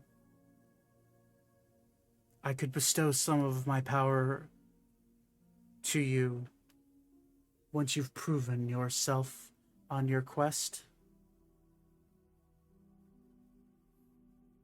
And she'll kind of like serpentine around. And as she unburies herself more, you start to see like she's very much like a kind of like a Chinese New Year dragon, Okay. but with arms. And she kind of like coils herself and looks at you, and now she's floating in the sky. Well, the sky, but above her hoard, and looks down at you. I sense conflict in you, little one. But that is okay. What is life without a little conflict? And she'll like wrap around, she'll start to like circle around you. Her long body. Her body's probably, if you were to take a guess, stretched out flat, her body's probably 150 to 200 feet long. And she kind of like wraps herself, and then she takes her tail and then touches your arm where the scales are. Do you want my protection? This is a choice you can make. I sense conflict that you don't necessarily want it. Elka's gonna like look down, like thinking for a moment. Scales are slowly growing as you look down.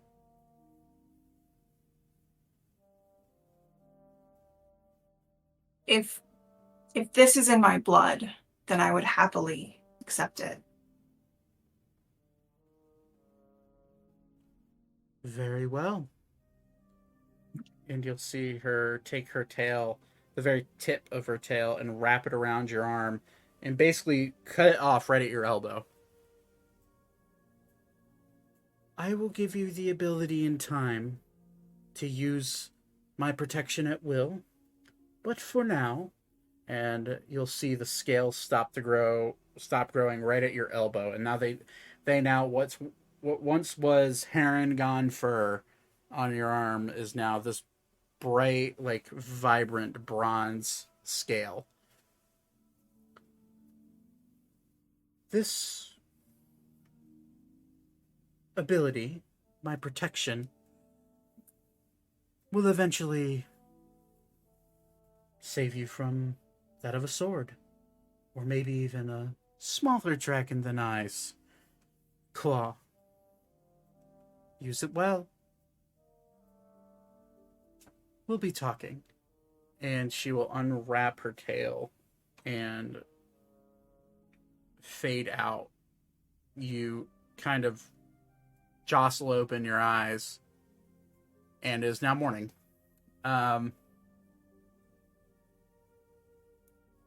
The sun is shining through the window in your room, and you haven't felt this phenomena in a while, since furred creatures tend to not sweat, but you do feel underneath your fur, going down your right arm, you do feel a bead of sweat that feels unnatural as it crosses your arm.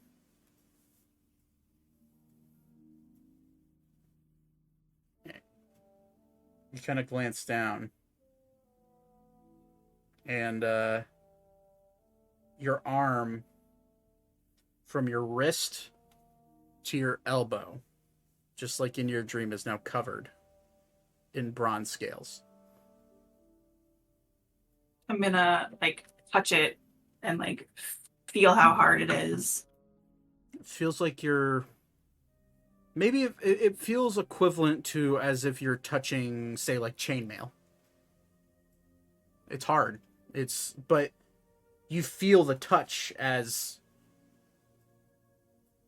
you touch your scales. You feel your hand grab it. It's as if your arm was there like normal. you look at it, and the scales are there. They cover the entire top of your forearm.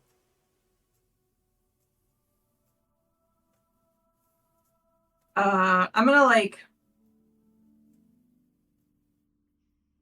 gonna try and find like a piece of cloth or something that I can kind of wrap up my arm with, because I'm not sure I'm ready to discuss this with anyone. Okay, easy enough to do. You wrap up your arm, and then I assume pull your sleeve over. Mm-hmm. You do feel, as you put your sleeve over the wrapped, it does feel a bit alien. And it feels weird. It's as if you're putting clothing over armor is the best feeling. It's the best way I could describe it. It's like if you forgot to take off bracers and put put your cloth over it. But you feel fine. Other than that, you feel like yourself.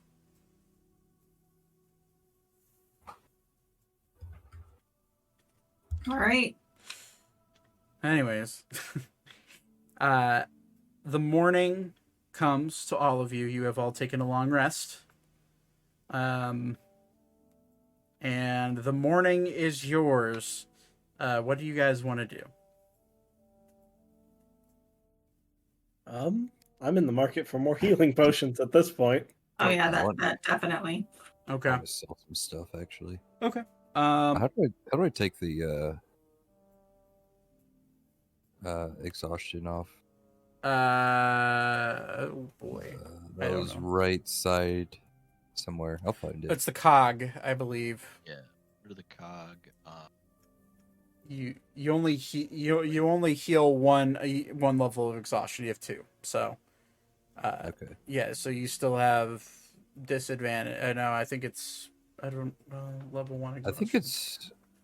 I will think- Oh, okay. It's already changed. exhaustion. Oh, it does it automatically. Yeah, it says disadvantage on skill checks. Yeah, like that. Yeah, disadvantage on skill checks whenever you're exhausted. Okay. I've had to roll disadvantage for building that thing. My Oh bad. man, it's fine. Whatever. You had help. I'd say it's whatever. Okay.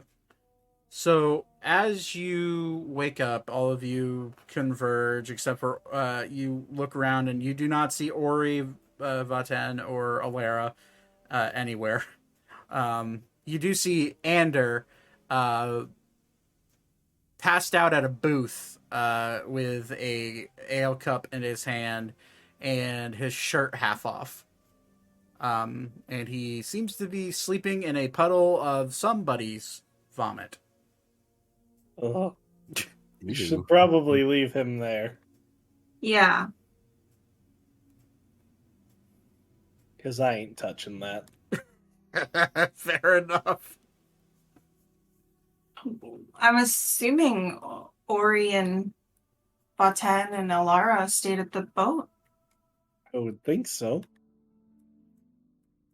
Well, should we go get them before we head into the market? It would probably be wise.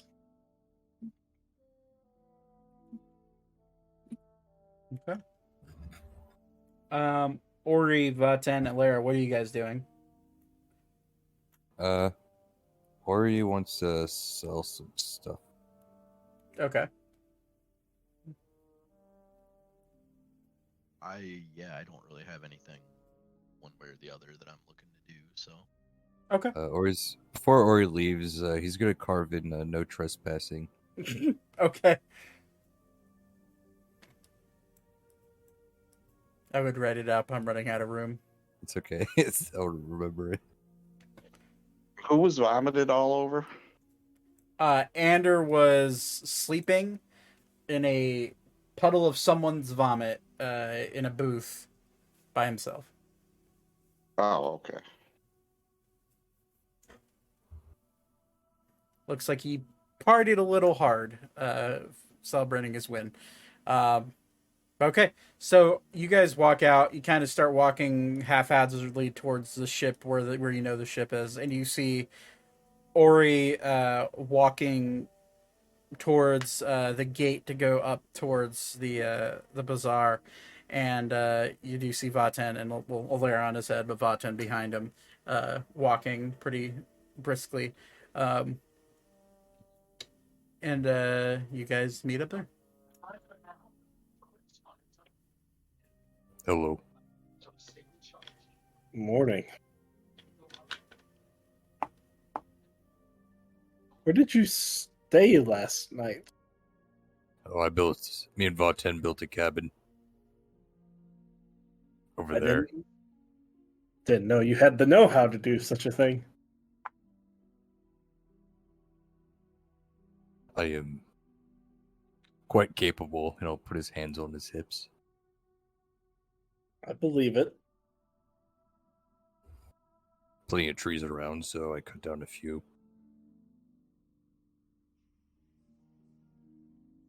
Makes sense.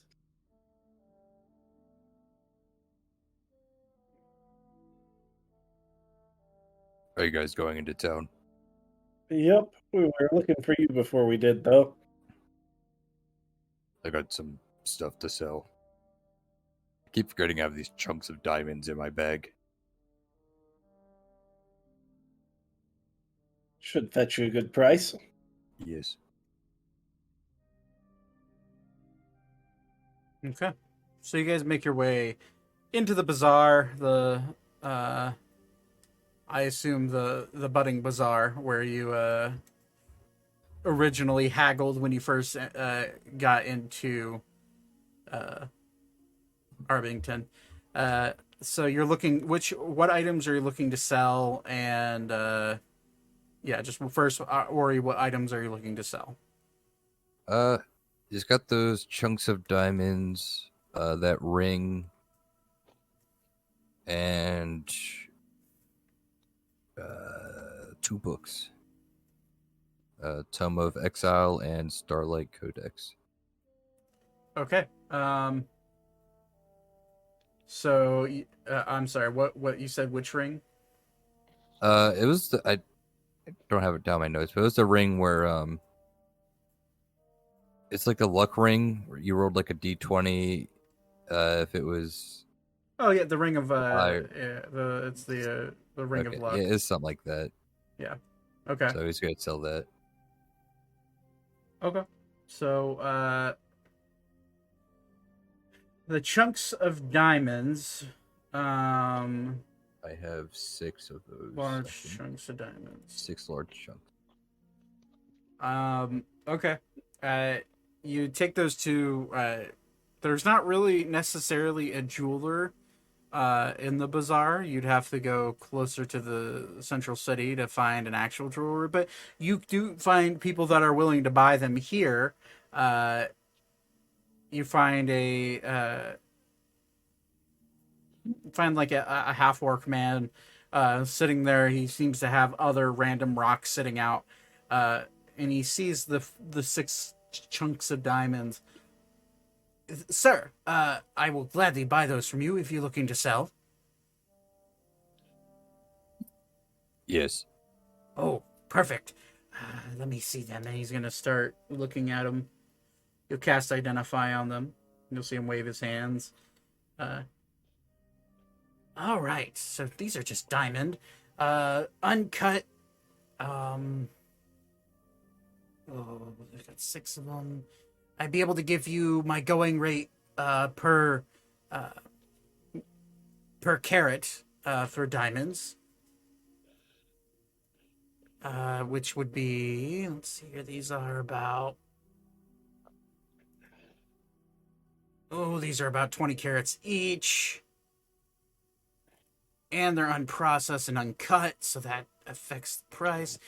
Per diamond, I'll give you 60 gold apiece. Can I roll insight to see if I'm getting haggled here? Yeah, roll an insight.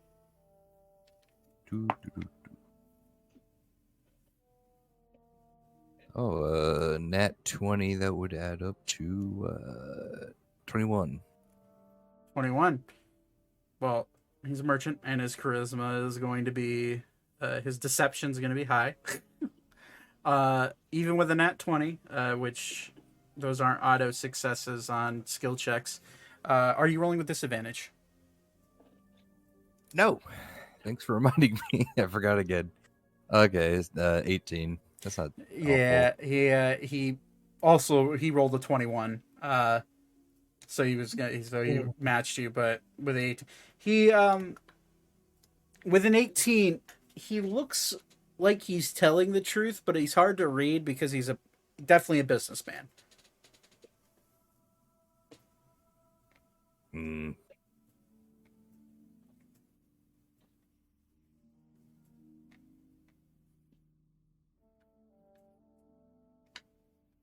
How about 100 gold? Okay. These were very hard to get. Make a persuasion check with disadvantage. Nat 1. Unfortunately, 60 gold is my running price for uncut diamonds. Very well. You can take them to a jeweler, but he'd probably tell you the same price. Can I roll insight on that? Or just Yeah, Go. you've already rolled with insight. He's Okay. kind of hard to read. I'll just hand him over then. Okay, 66 chunks diamond. That will be 360 gold for you, sir.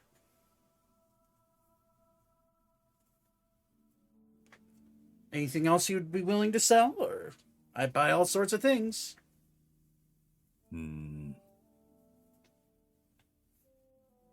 you interested in any of these 2 books?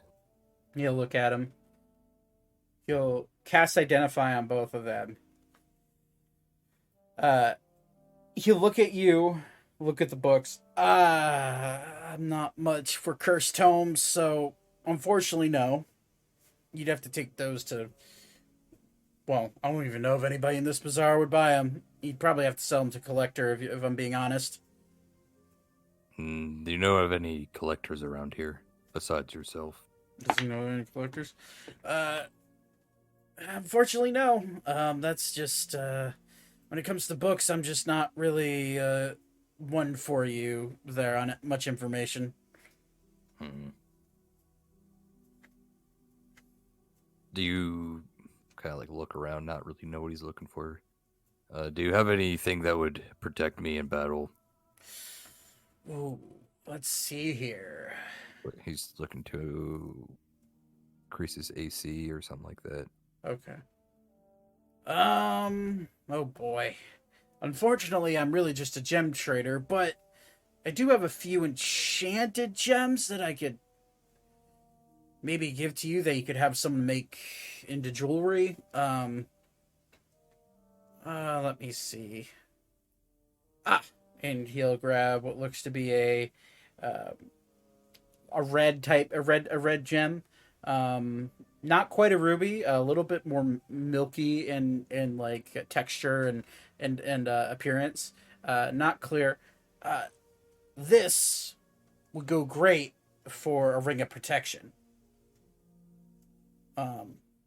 But I don't have much in the way of enchantments here. I'm really just I'm just a gem trader. But these work great for these gems are primarily used for those enchantments. They're easiest to enchant. Do you think it'd be cheaper to buy this gem or to buy just a ring with the gem in it? Well, a ring of protection will run you... Zach looks up in his Dungeon Master's Guide.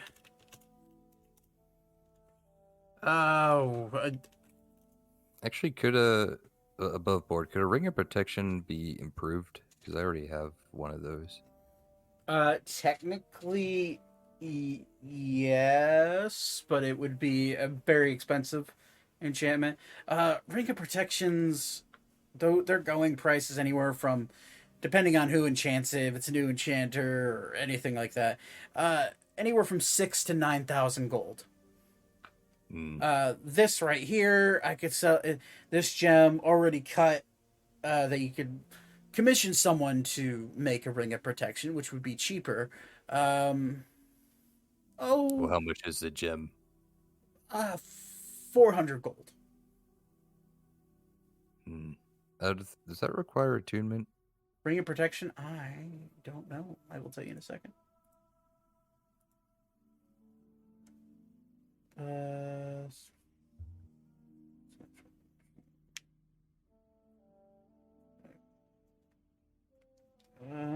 Attunement. It doesn't say anywhere about attunement, so I don't think so. All right. Maybe. I'll have to double check that, but I'm pretty sure that's not the case. Okay. Well, I don't want to get it if it costs attunement, but let me. I mean, the gem itself is just a gem. It's to be exact, it's a. Well, he wants to turn it into a ring. Yeah, it doesn't say anything about attunement. Yeah, I'm on 5e Magic Shop, and it's not saying anything. Oh, it says a ring of protection also has saving throws +1. Really? Yeah. On roll 20. No, I didn't know that. Well. Okay. Well, I need to change that later. Yeah. I mean, I understand if you're not in the business of getting one made. It is a process, and it does take a long time, as far as I understand. How long would it take? Oh boy, really depends on the enchanter and their skill level. Anybody around here? Oh, probably 2 weeks minimum. Yeah, I don't got that kind of time. Yeah. How much was the gem again? 400 gold. I'll just take it. Okay.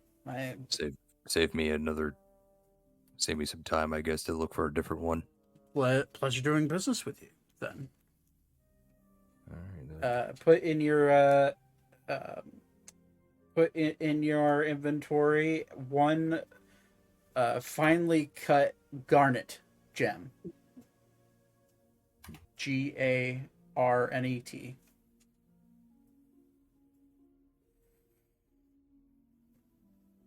All right. Well, if you need anything else, just let me know. Actually, 1 second. Okay. I have this other ring, and he'll take out the ring of luck. If you're looking to buy it. He'll cast Identify on it. Interesting. Magical item like this. Can I ask where you got this? Does it matter?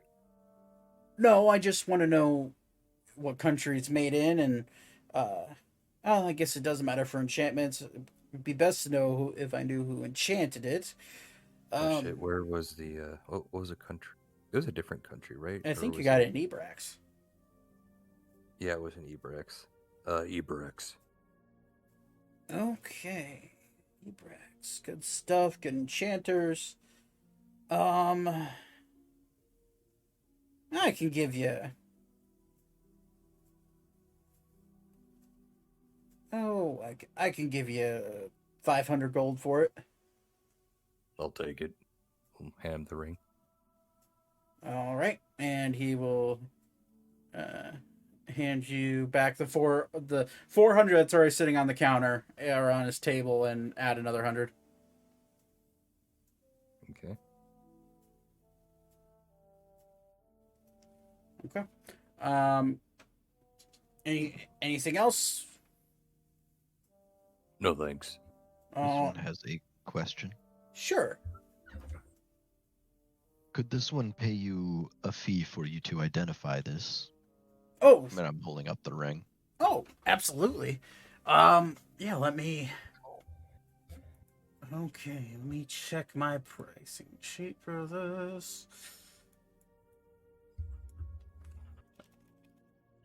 Okay, it'll cost you 15 gold.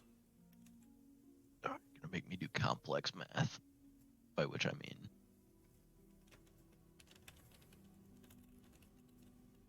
slide over 15 gold. All right. And he will sit there. He'll sit the ring down and cast Identify on it. And he looks at, well, it looks like you, my friend, found yourself a nice ring of evasion.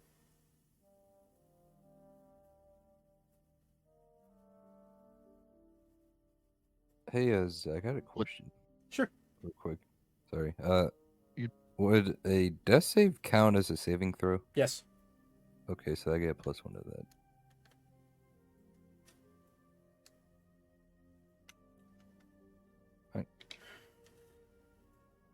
You have a ring of evasion. Let's see here.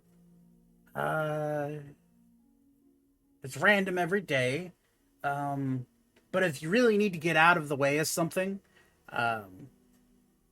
it just kind of makes you succeed in getting out of the way. So if it's life or death, it's good to have.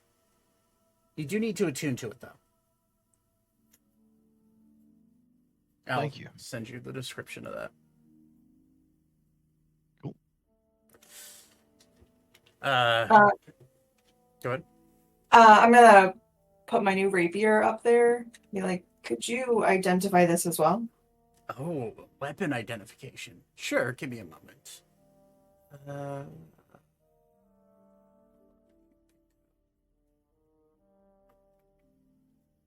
Just blind other. Okay. For weapon identification, it's going to be 20 gold. Okay. I'll slide over to the gold. Okay. Cast identify.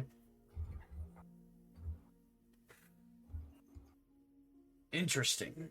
The sword doesn't have a name, but it does give you the ability to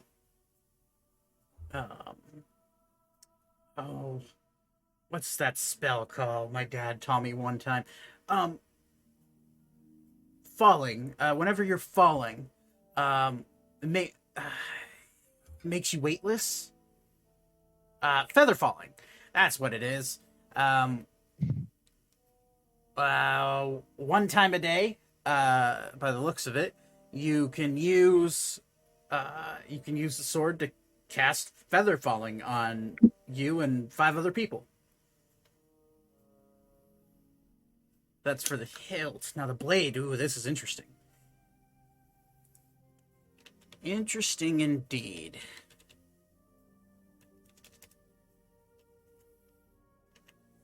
There it is. I have this written down. I'm just trying to find it. And of course now my Google Docs is being slow. Okay. Okay. This allows you to use the sword's action. There's 2 spells in this bad boy. One of them gives you the ability to use what's that spell called? It gives you the ability to use Entangle once a day on any enemy that you hit, and it will restrain them. Of course, they can weasel their way out of it. And then the sword also has the ability to summon a, to be blunt, it can summon a fey being. Like a fairy or some shit like that. Do you happen to know if there's something specific about that, or just any fey being?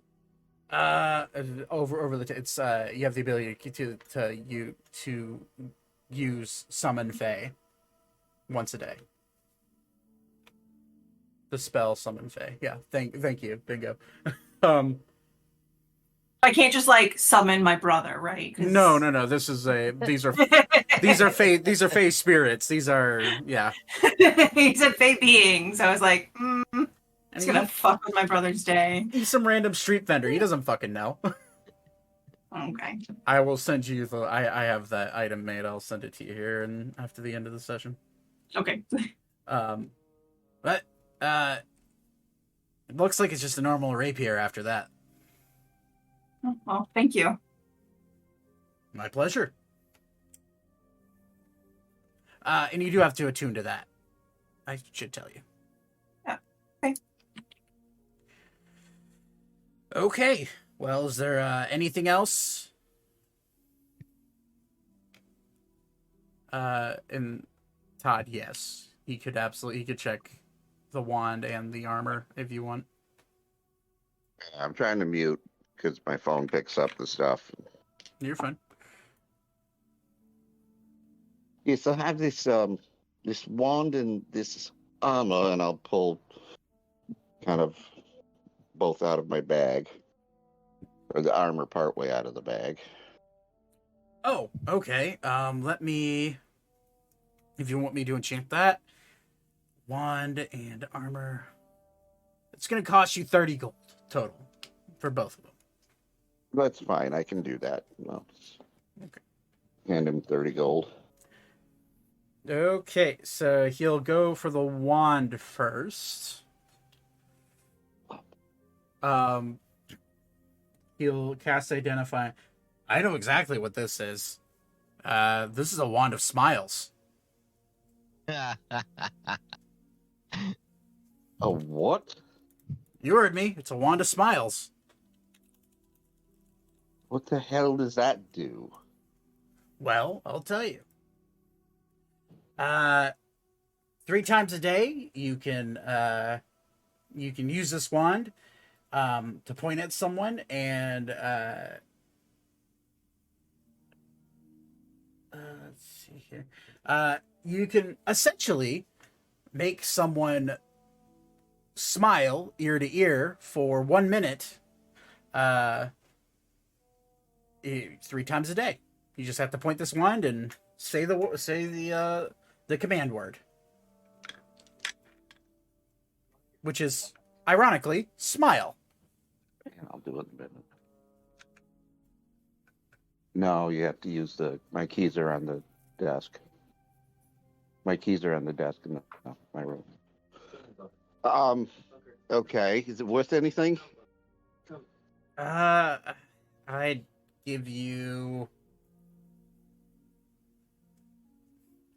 give you 100 gold for it. They're pretty common magical items. They're seen as trick, you know. Can anybody use it? Could I use it? Absolutely. Anybody can use it. It's, you don't have to attune to it. It's kind of a gag magic item. Pretty cheap. You know what? I might think I keep it for that. Okay. And then What about this armor? you can cast Identify on the armor. Interesting. Well, this is a half plate. It's made out of all sorts of iron and metal. Looks like there's some silver. Looks like there's some platinum melded into that. Steel. This half plate kind of it gives you a bit of protection over the table. It's a +2 half plate. Damn. That's pretty good. And Yeah, but I can't wear it. I wouldn't be the person to sell this to. If you I could. but if you wanted to sell it, it's you get a pretty penny for it. Like when you say pretty penny, how many shiny little things would I get? Oh boy. Well, with a enchantment like this on it, a couple thousand gold easy. All right. Sell I'm to gonna the right throw an person, that extra- is. I'm gonna throw him an extra gold. Much obliged. I appreciate it. Quick question. I see you have some gems. Do you have any sending stones? I do, in fact, sell sending stones. It's actually one of my main gimmicks. Main thing I can enchant. What type of sending stone are you looking for? Are you looking for a once a day type of sending stone? Or are you looking for how many times a day are you looking to use sending? Basically, it's a sending stone that I want to leave with someone. I'm looking for someone else, and there's a very rare chance they might, in 2 years, walk in, and that person would hand that other person the sending stone, and so once a day. Okay, well, that's easy. Maybe twice a day. I don't know what the cost is, so maybe like a couple sets of these. Well, my price, for once a day, it's going to run you about 1,000 gold for both stones. If you want one that you can send 3 messages a day, it's going to cost you about 5,000 gold for both stones. For the pair. It's just for one set. For one set, yes. It's a difficult enchantment, but it is well worth it. Though once a day is 1,000 gold. But if it sits and collects dust for 5 years and somebody picks it up 5 years from now, they'd still be able to send a message on it? Yeah, absolutely. You can only use it once per day. It has a 24-hour recharge. But they can send a message back. So how it works is, say you and I have stones, each have a stone. I send you a message. You hear this message. You get a ding in your, say it's in your satchel there. You get a ding in your satchel. You pick it up and you hear the message. Then it gives you the ability to speak back a message of your own that the person sending you the original message will be able to hear back. All right, let me think about it. How long are you going to be here today? We're going to run around. Maybe I'll stop back by and pick one up. It's a little more money than I planned on spending, and if I can offload this armor for the right price, then I would definitely get some from you. But if you could lower that price, I'd certainly appreciate it. Vaten will drop a fat sack of gold on the counter. You beat me to it. Three sets, please, of the singles. Okay, big spender over here. And he will grab 3 sets and put them down. 3 sets of sending stones. There you go. I will give 2 sets to Thaddeus and keep one myself. Okay. Okay, good night. Well, my one interaction, my dad walks in. What was the? I missed what. But you got 2 sets of sending stones. You have Todd. You have wow. You have 2 sets. Yeah. Vaten just walked up and paid fat stacks for 3 of them. And I kept one. I don't know what to say. Thank you. Did you want the armor? No. I would like the armor. All right, we'll talk outside the shop. Well, it's a tent, but yeah. We are outside. Oh, stop it. Or he looks around a little bit confused. We're never mind. We're in outside, yes. We're in the outside. Yes, we are in the outside. Yeah. Well, I'm technically inside, but you guys are outside. If we're outside, does that mean we're inside space? Is this like if you were to walk? I'm way too sober. I'm way too sober for this conversation, guys. Just saying. Too early too. Yeah. Haven't even killed anyone today. What? I'm gonna What? try to push Ori out of the tent. Okay, bye. Time to leave. Bye. Good to Thank see you. Did you get bulkier? Why your arms harder? What? All right. Looks up pricked me. You gonna cry about it? Are you? I could use a good cry. I'll be back. Are you okay? I see. Did you injure your arm? I do see you have it wrapped No, up. I just pointed out an Oh observation. no, it's fine.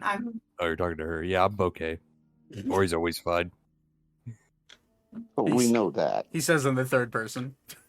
No one gives a shit about Ori. Oh, stop it. Yes, we do.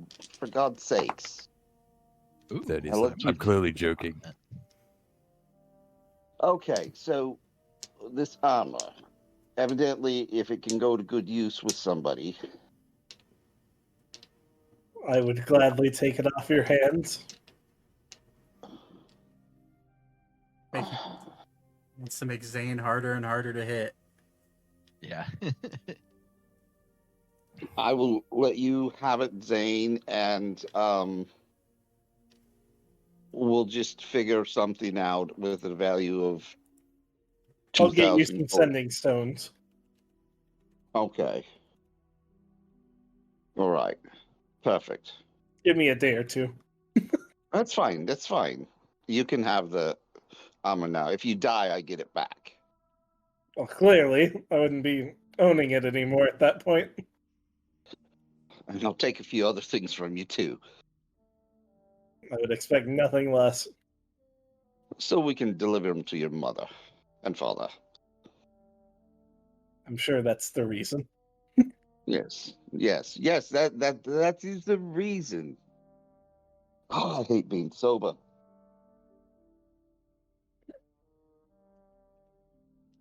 All right. The next thing I would probably do is go with the group, and I'm looking for. What do I call that armor? It is just a +2 half plate.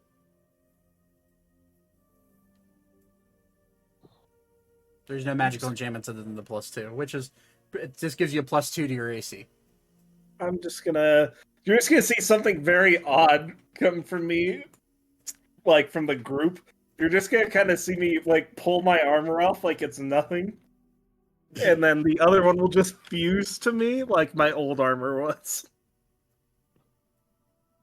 Yeah, it's almost like a, it's like Zane pulls off his armor in like a liquid motion. It just, and then re-solidifies as he grabs it, and then Is he your, merges it back onto him. is your armor made of soup? Oh, only sometimes. It's only when I touch it. Ori will poke it. Oh, Yeah. Just hard armor. Yeah. Should we call you Mr. Campbell? It's Oh. soup for my family, okay? it's good soup. Tastes like onions. I'm gonna lick it. Does it taste like onions? Tastes like metal. What's it taste like? Everybody takes 7 points of psychic damage for that bad joke. What? What I what bad joke? it. I'm just which kidding. one in What particular? which one?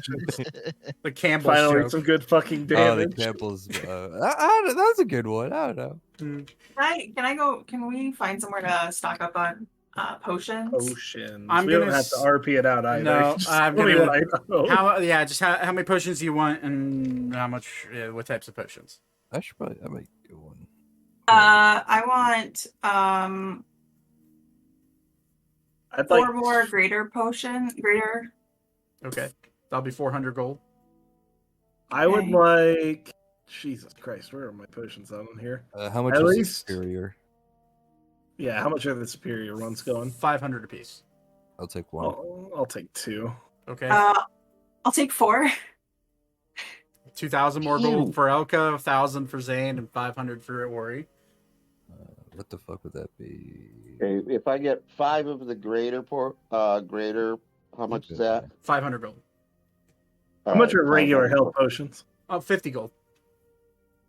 I'll take 6. So, all right, just because we're using the buffed potions home rule. Regular healing potions are 44 plus 4. Yeah. Graders are 64 plus 6. Superiors are 8d6 plus 8. And if you guys want to spend 5,000 gold on a single potion, the supreme healing potions are 5d10 plus 20. I'm good. I'm gonna good. steal it. Wait, Just How kidding. much I'm not was gonna it? do that. 5,000 gold for a supreme healing. What does that heal? 5d10 plus 20. Good Jesus lord. Christ. Imagine buying that and rolling all ones. Imagine how disappointing that would be. That'd be fucking awful. I'd be so sad. Well, if you do it on an entire action, you get the whole. Yeah, Wow. yeah. You get 70 That healing means- from yeah. Is there anyone here who can like upgrade my mithril armor? Cough.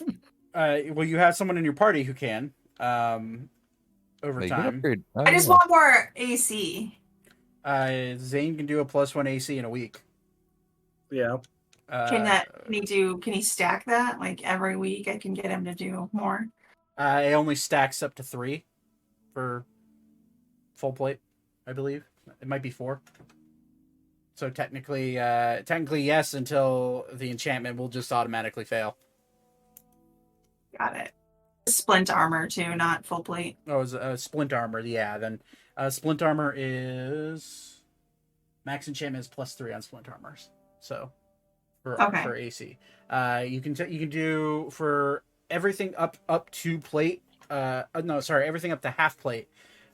You can do +3. Half plate and full plate is +4. However, there you sacrifice. You can only have 4 enchantments on a piece of armor total. So you're sacrificing. For full plate and half plate, you're sacrificing an AC slot for something like a resistance enchantment. So, and it really depends on the armor. Okay. Or is there anyone who has like plus armor rings that I can buy? Those would be ring of protections, and yes, but they're expensive. Like how much for like a +2? A +2 ring of protection? Yeah.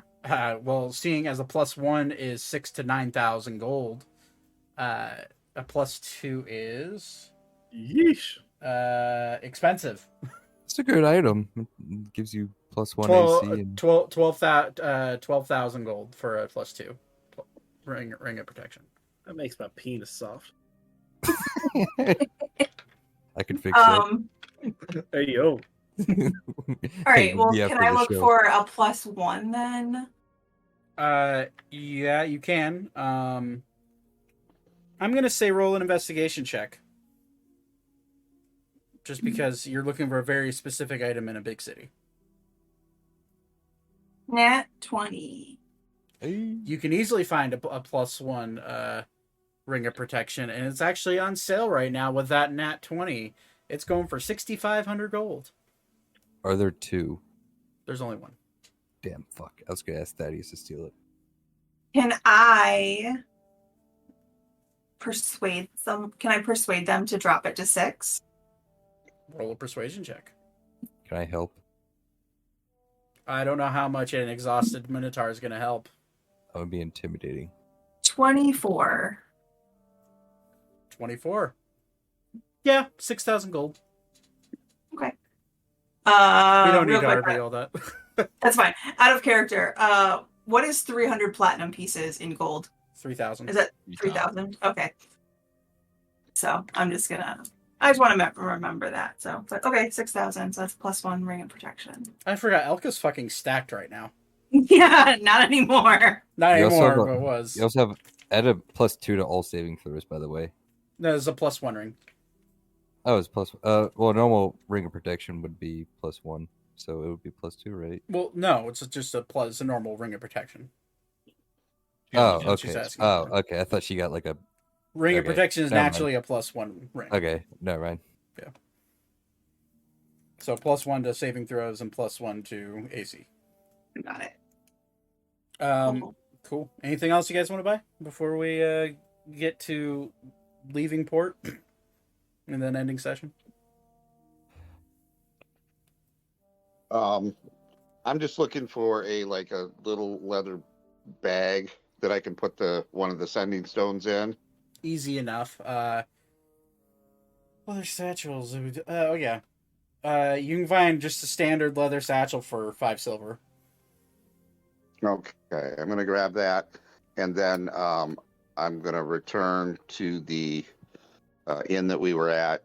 Thank the lady for her services, and just say, could you please just pin this up to the wall with the name For Noetic. Absolutely, honey. I'll take it and keep it safe. Thank you very much.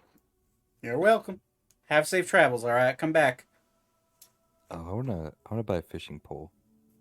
Okay, I actually don't know how much this costs. Let's just say 1 gold All right. for a pretty good, well-made fishing pole. Some of your size, a nice big deep sea fishing pole. Yeah. Did I have a fishing pole on the boat, or was that the other campaign? That was the other campaign. That was Nate's game. Okay. Your minds are getting. I'm melted telling you, Putris and Thaddeus are slowly combining together. Becoming one person. I I need mean, to talk to you later, Todd, about your character. By the way, that's probably a good idea. I was. because you're super drunk. So, Yeah. And also, Thaddeus is slowly becoming Scottish as the night goes on, which is really funny. Yeah. But all right, well, unless you guys have anything else you want to do, we can move on to the boat being ready, because it is ready as of this afternoon. I'm good. To I just messaged you about just wanting to sell some stuff. Oh yeah. You get 15 gold for that. Okay. Just remember to mark it off so you're not. Yeah, I'm deleting it from my. So you're not screwing over my economy here. Infinite money glitch, forgetting to delete items from your inventory. We No, farmed gold for a while. I think we're kind of short. All right, so you guys, you sure you don't have anything else you want to do? Going once, going twice. I think I'm good. I'm sure I'll think of something instant we leave town. So We I'm can good. we can retcon it, and you can take the gold off if you buy something, fair. because D&D allows that. All right, so you guys make your way back to the boat, and it is now fully complete, and it is built. It is starting to hover slightly. You see the catalysts on the side of the boat start to hum. You can hear the hum that you're used to hearing as you fly through the sky. Anders sitting there, kicking his legs in the water, kind of copying what Ori was doing the night prior. He sees you walk up. Oh, well, we're good timing.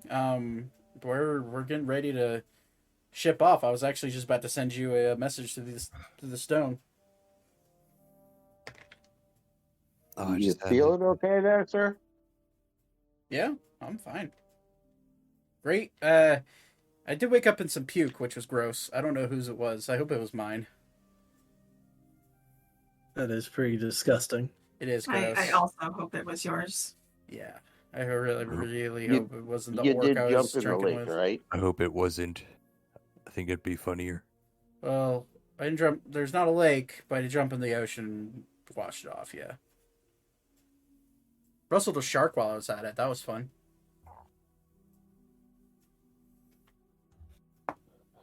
Okay, George.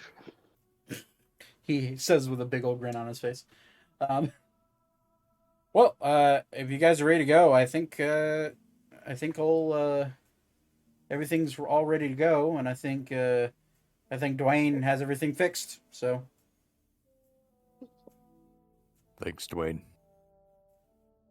you just see a tired as shit looking Dwayne on the dock. Yeah, no problem.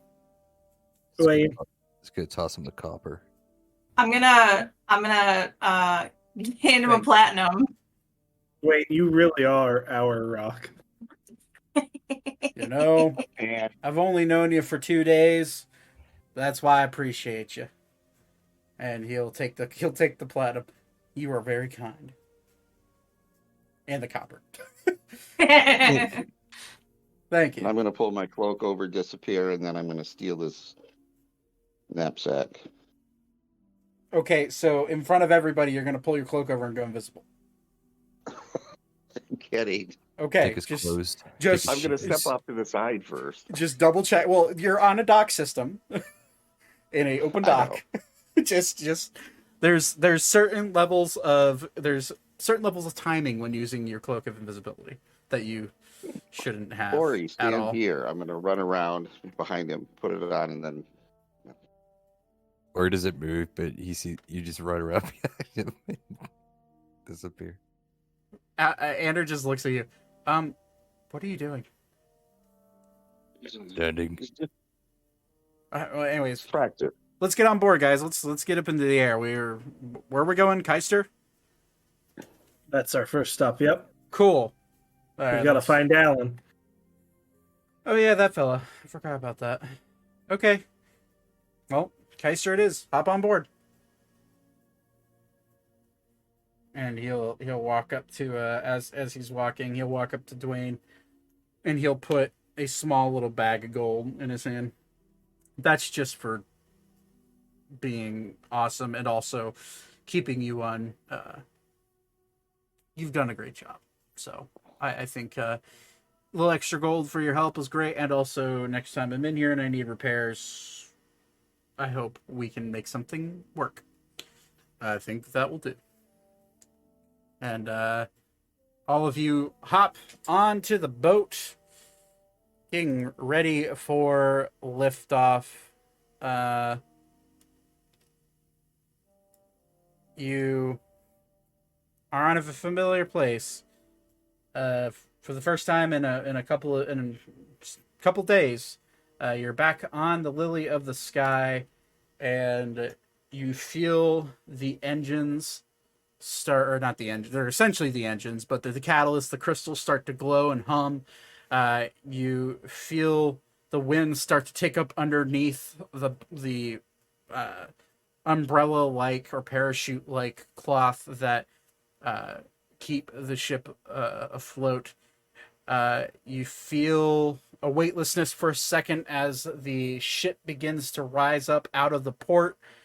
And you find yourself in the sky again, heading towards a familiar place, Keister, where all of you took on your first job together. And that's where we'll end tonight's session. All of you leveled up. Holy shit! Yeah. Oh, finally. I have did it. level 3 spells. We didn't even have to do anything. You I fought did fight a fucking tournament, bro. You fought in a tournament. yeah. You fought in a tournament. You you guys did a lot actually. You guys fought against the dragoon looking guy. You fought Fight some dragons. You fought Torben. You guys fought a dragon, multiple dragons. Yeah, you guys did a lot during level 8. So all of you are level 9 now. Let's before we end it, let's roll hit dice real quick. Oh, Yeah, let's do If it. you want to Nate, if you want to roll for Alara, you can do that. Oh yeah, hold on.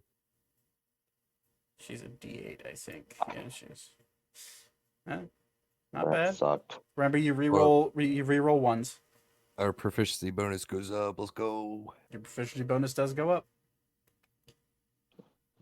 What do we Let's- add to that? Or It naturally does it when you go and update your level to 9 up in the top.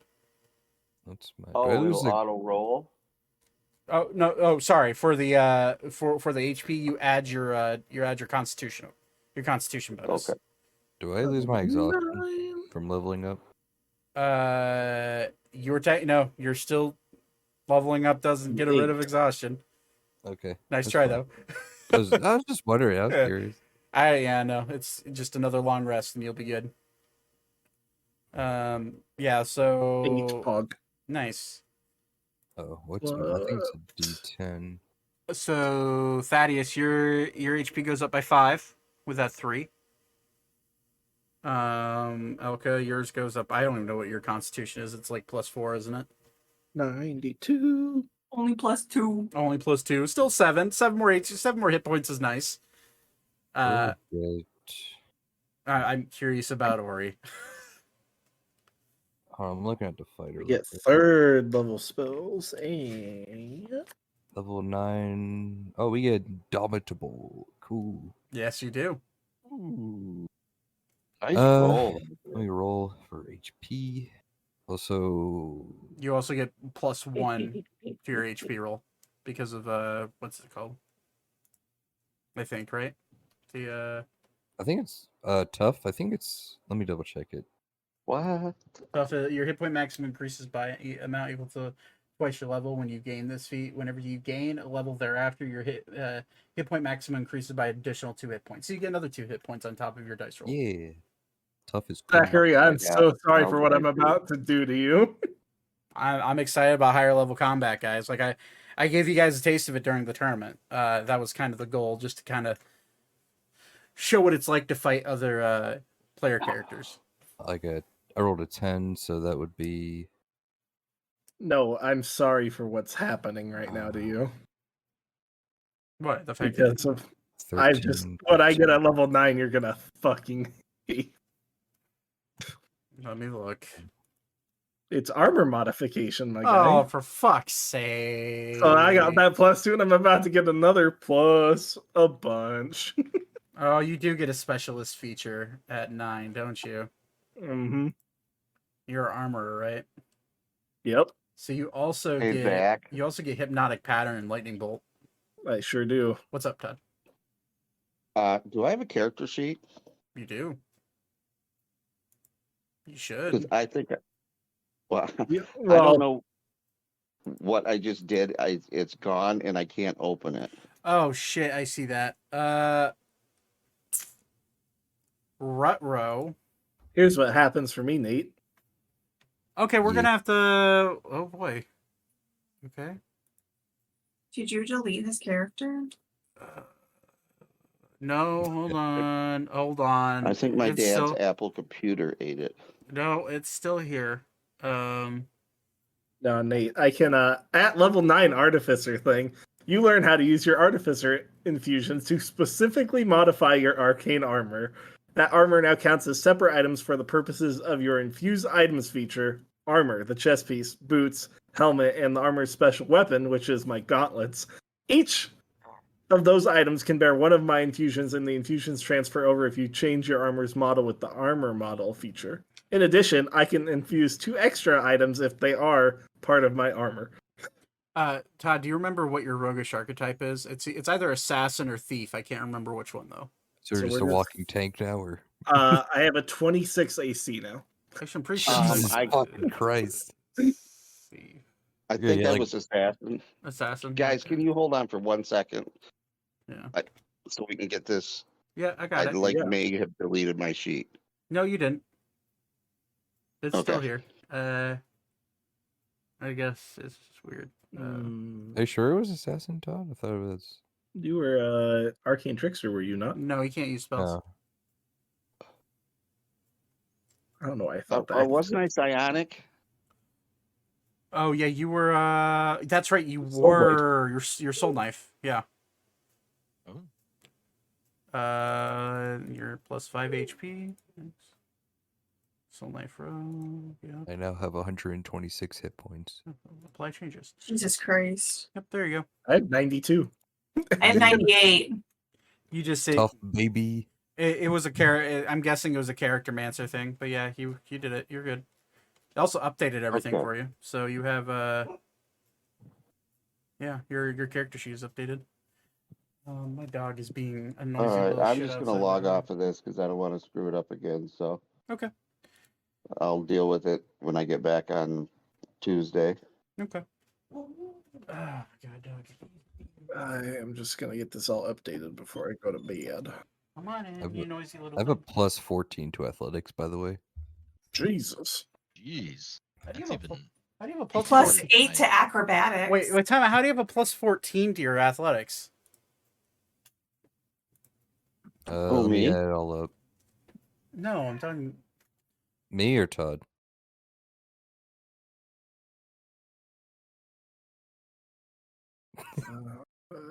He's getting yelled at. My mom thinks I was hurting my dog or something. How dare you? No, he was sitting there like crying outside my door because my door was shut and he wanted in.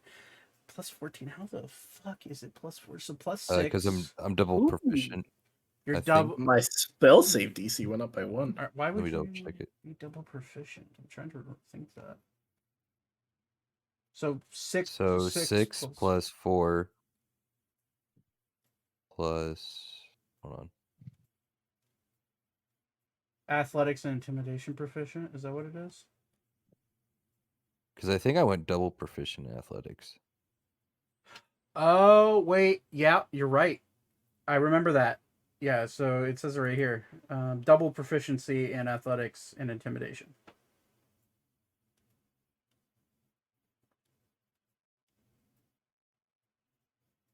So technically, to acrobatics. Your intimidation. Yeah, that's right. So 2 plus 8. Yeah, is 10. That work? Yeah, it says it right here. Athletics and intimidation proficient. I forgot. I let you do that. This is gonna be fun next time we fight people. So plus 14 in athletics is dumb. Like, it's fucking dumb. Like, literally. He fucking lifts, bro. He fucking sucks at, like, everything else on the list, so, I mean. Yeah, it's fine. Like, Intimidation and athletics are your strong suits. Yeah. Survival's good, too.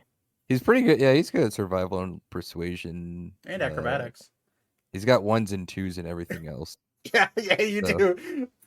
Yeah, you do. I'm just strength build. Straight strength build, yeah. 126 HP at level 9 is ridiculous. Tough is crazy. I know. I love it. I saw what's this Grog get it in Critical Role, and he has like 300 HP by like level 20 or something. Yeah, he has 306 HP. It's stupid. He's also a barbarian, so he'll have more than me, but still, tough is great. Imagine if Ori was a barbarian and had rage. Ridiculous. That'd be cool. Dream. That's a fun one. I hit the wrong button. Okay. All right. Well, lightning bolt seems nice. I have it marked down to send both Todd the Wanda Smiles description and I still need a description from you, by the way. For what? My necklace of fireballs. Oh yeah, shit. Okay, I'll spend time here, and I'll spend time after I end this, and I'll do that. I'll be right back. I need to roll for Alara. Oh yeah, do that real quick. Just tell me what she rolls. And I think that's everything. 58, so. Hey Zach, good luck by the way next session that we play to try to kill me. 7. So 7 plus probably 0, or maybe 1. Con. She has a 17 con. Actually. Oh shit! So she has a +3. All right. She has more con than me. +10 for HP. Nice. So if you get update for that'd be great. I'll be right back. All right, guys, that's gonna do it. A little bit of a level up session there. Again, just as a reminder for those that are coming in late, I feel like I'm pointing at you like a teacher with a pen. There will be no Tales of Ammriel episode next week. I will be gone all week. We will be resuming the first Sunday of June. And our first anniversary is coming up soon. But, yep. Anyways, Corgan, thank you for hanging out. I'm glad your internet's working later on in the night.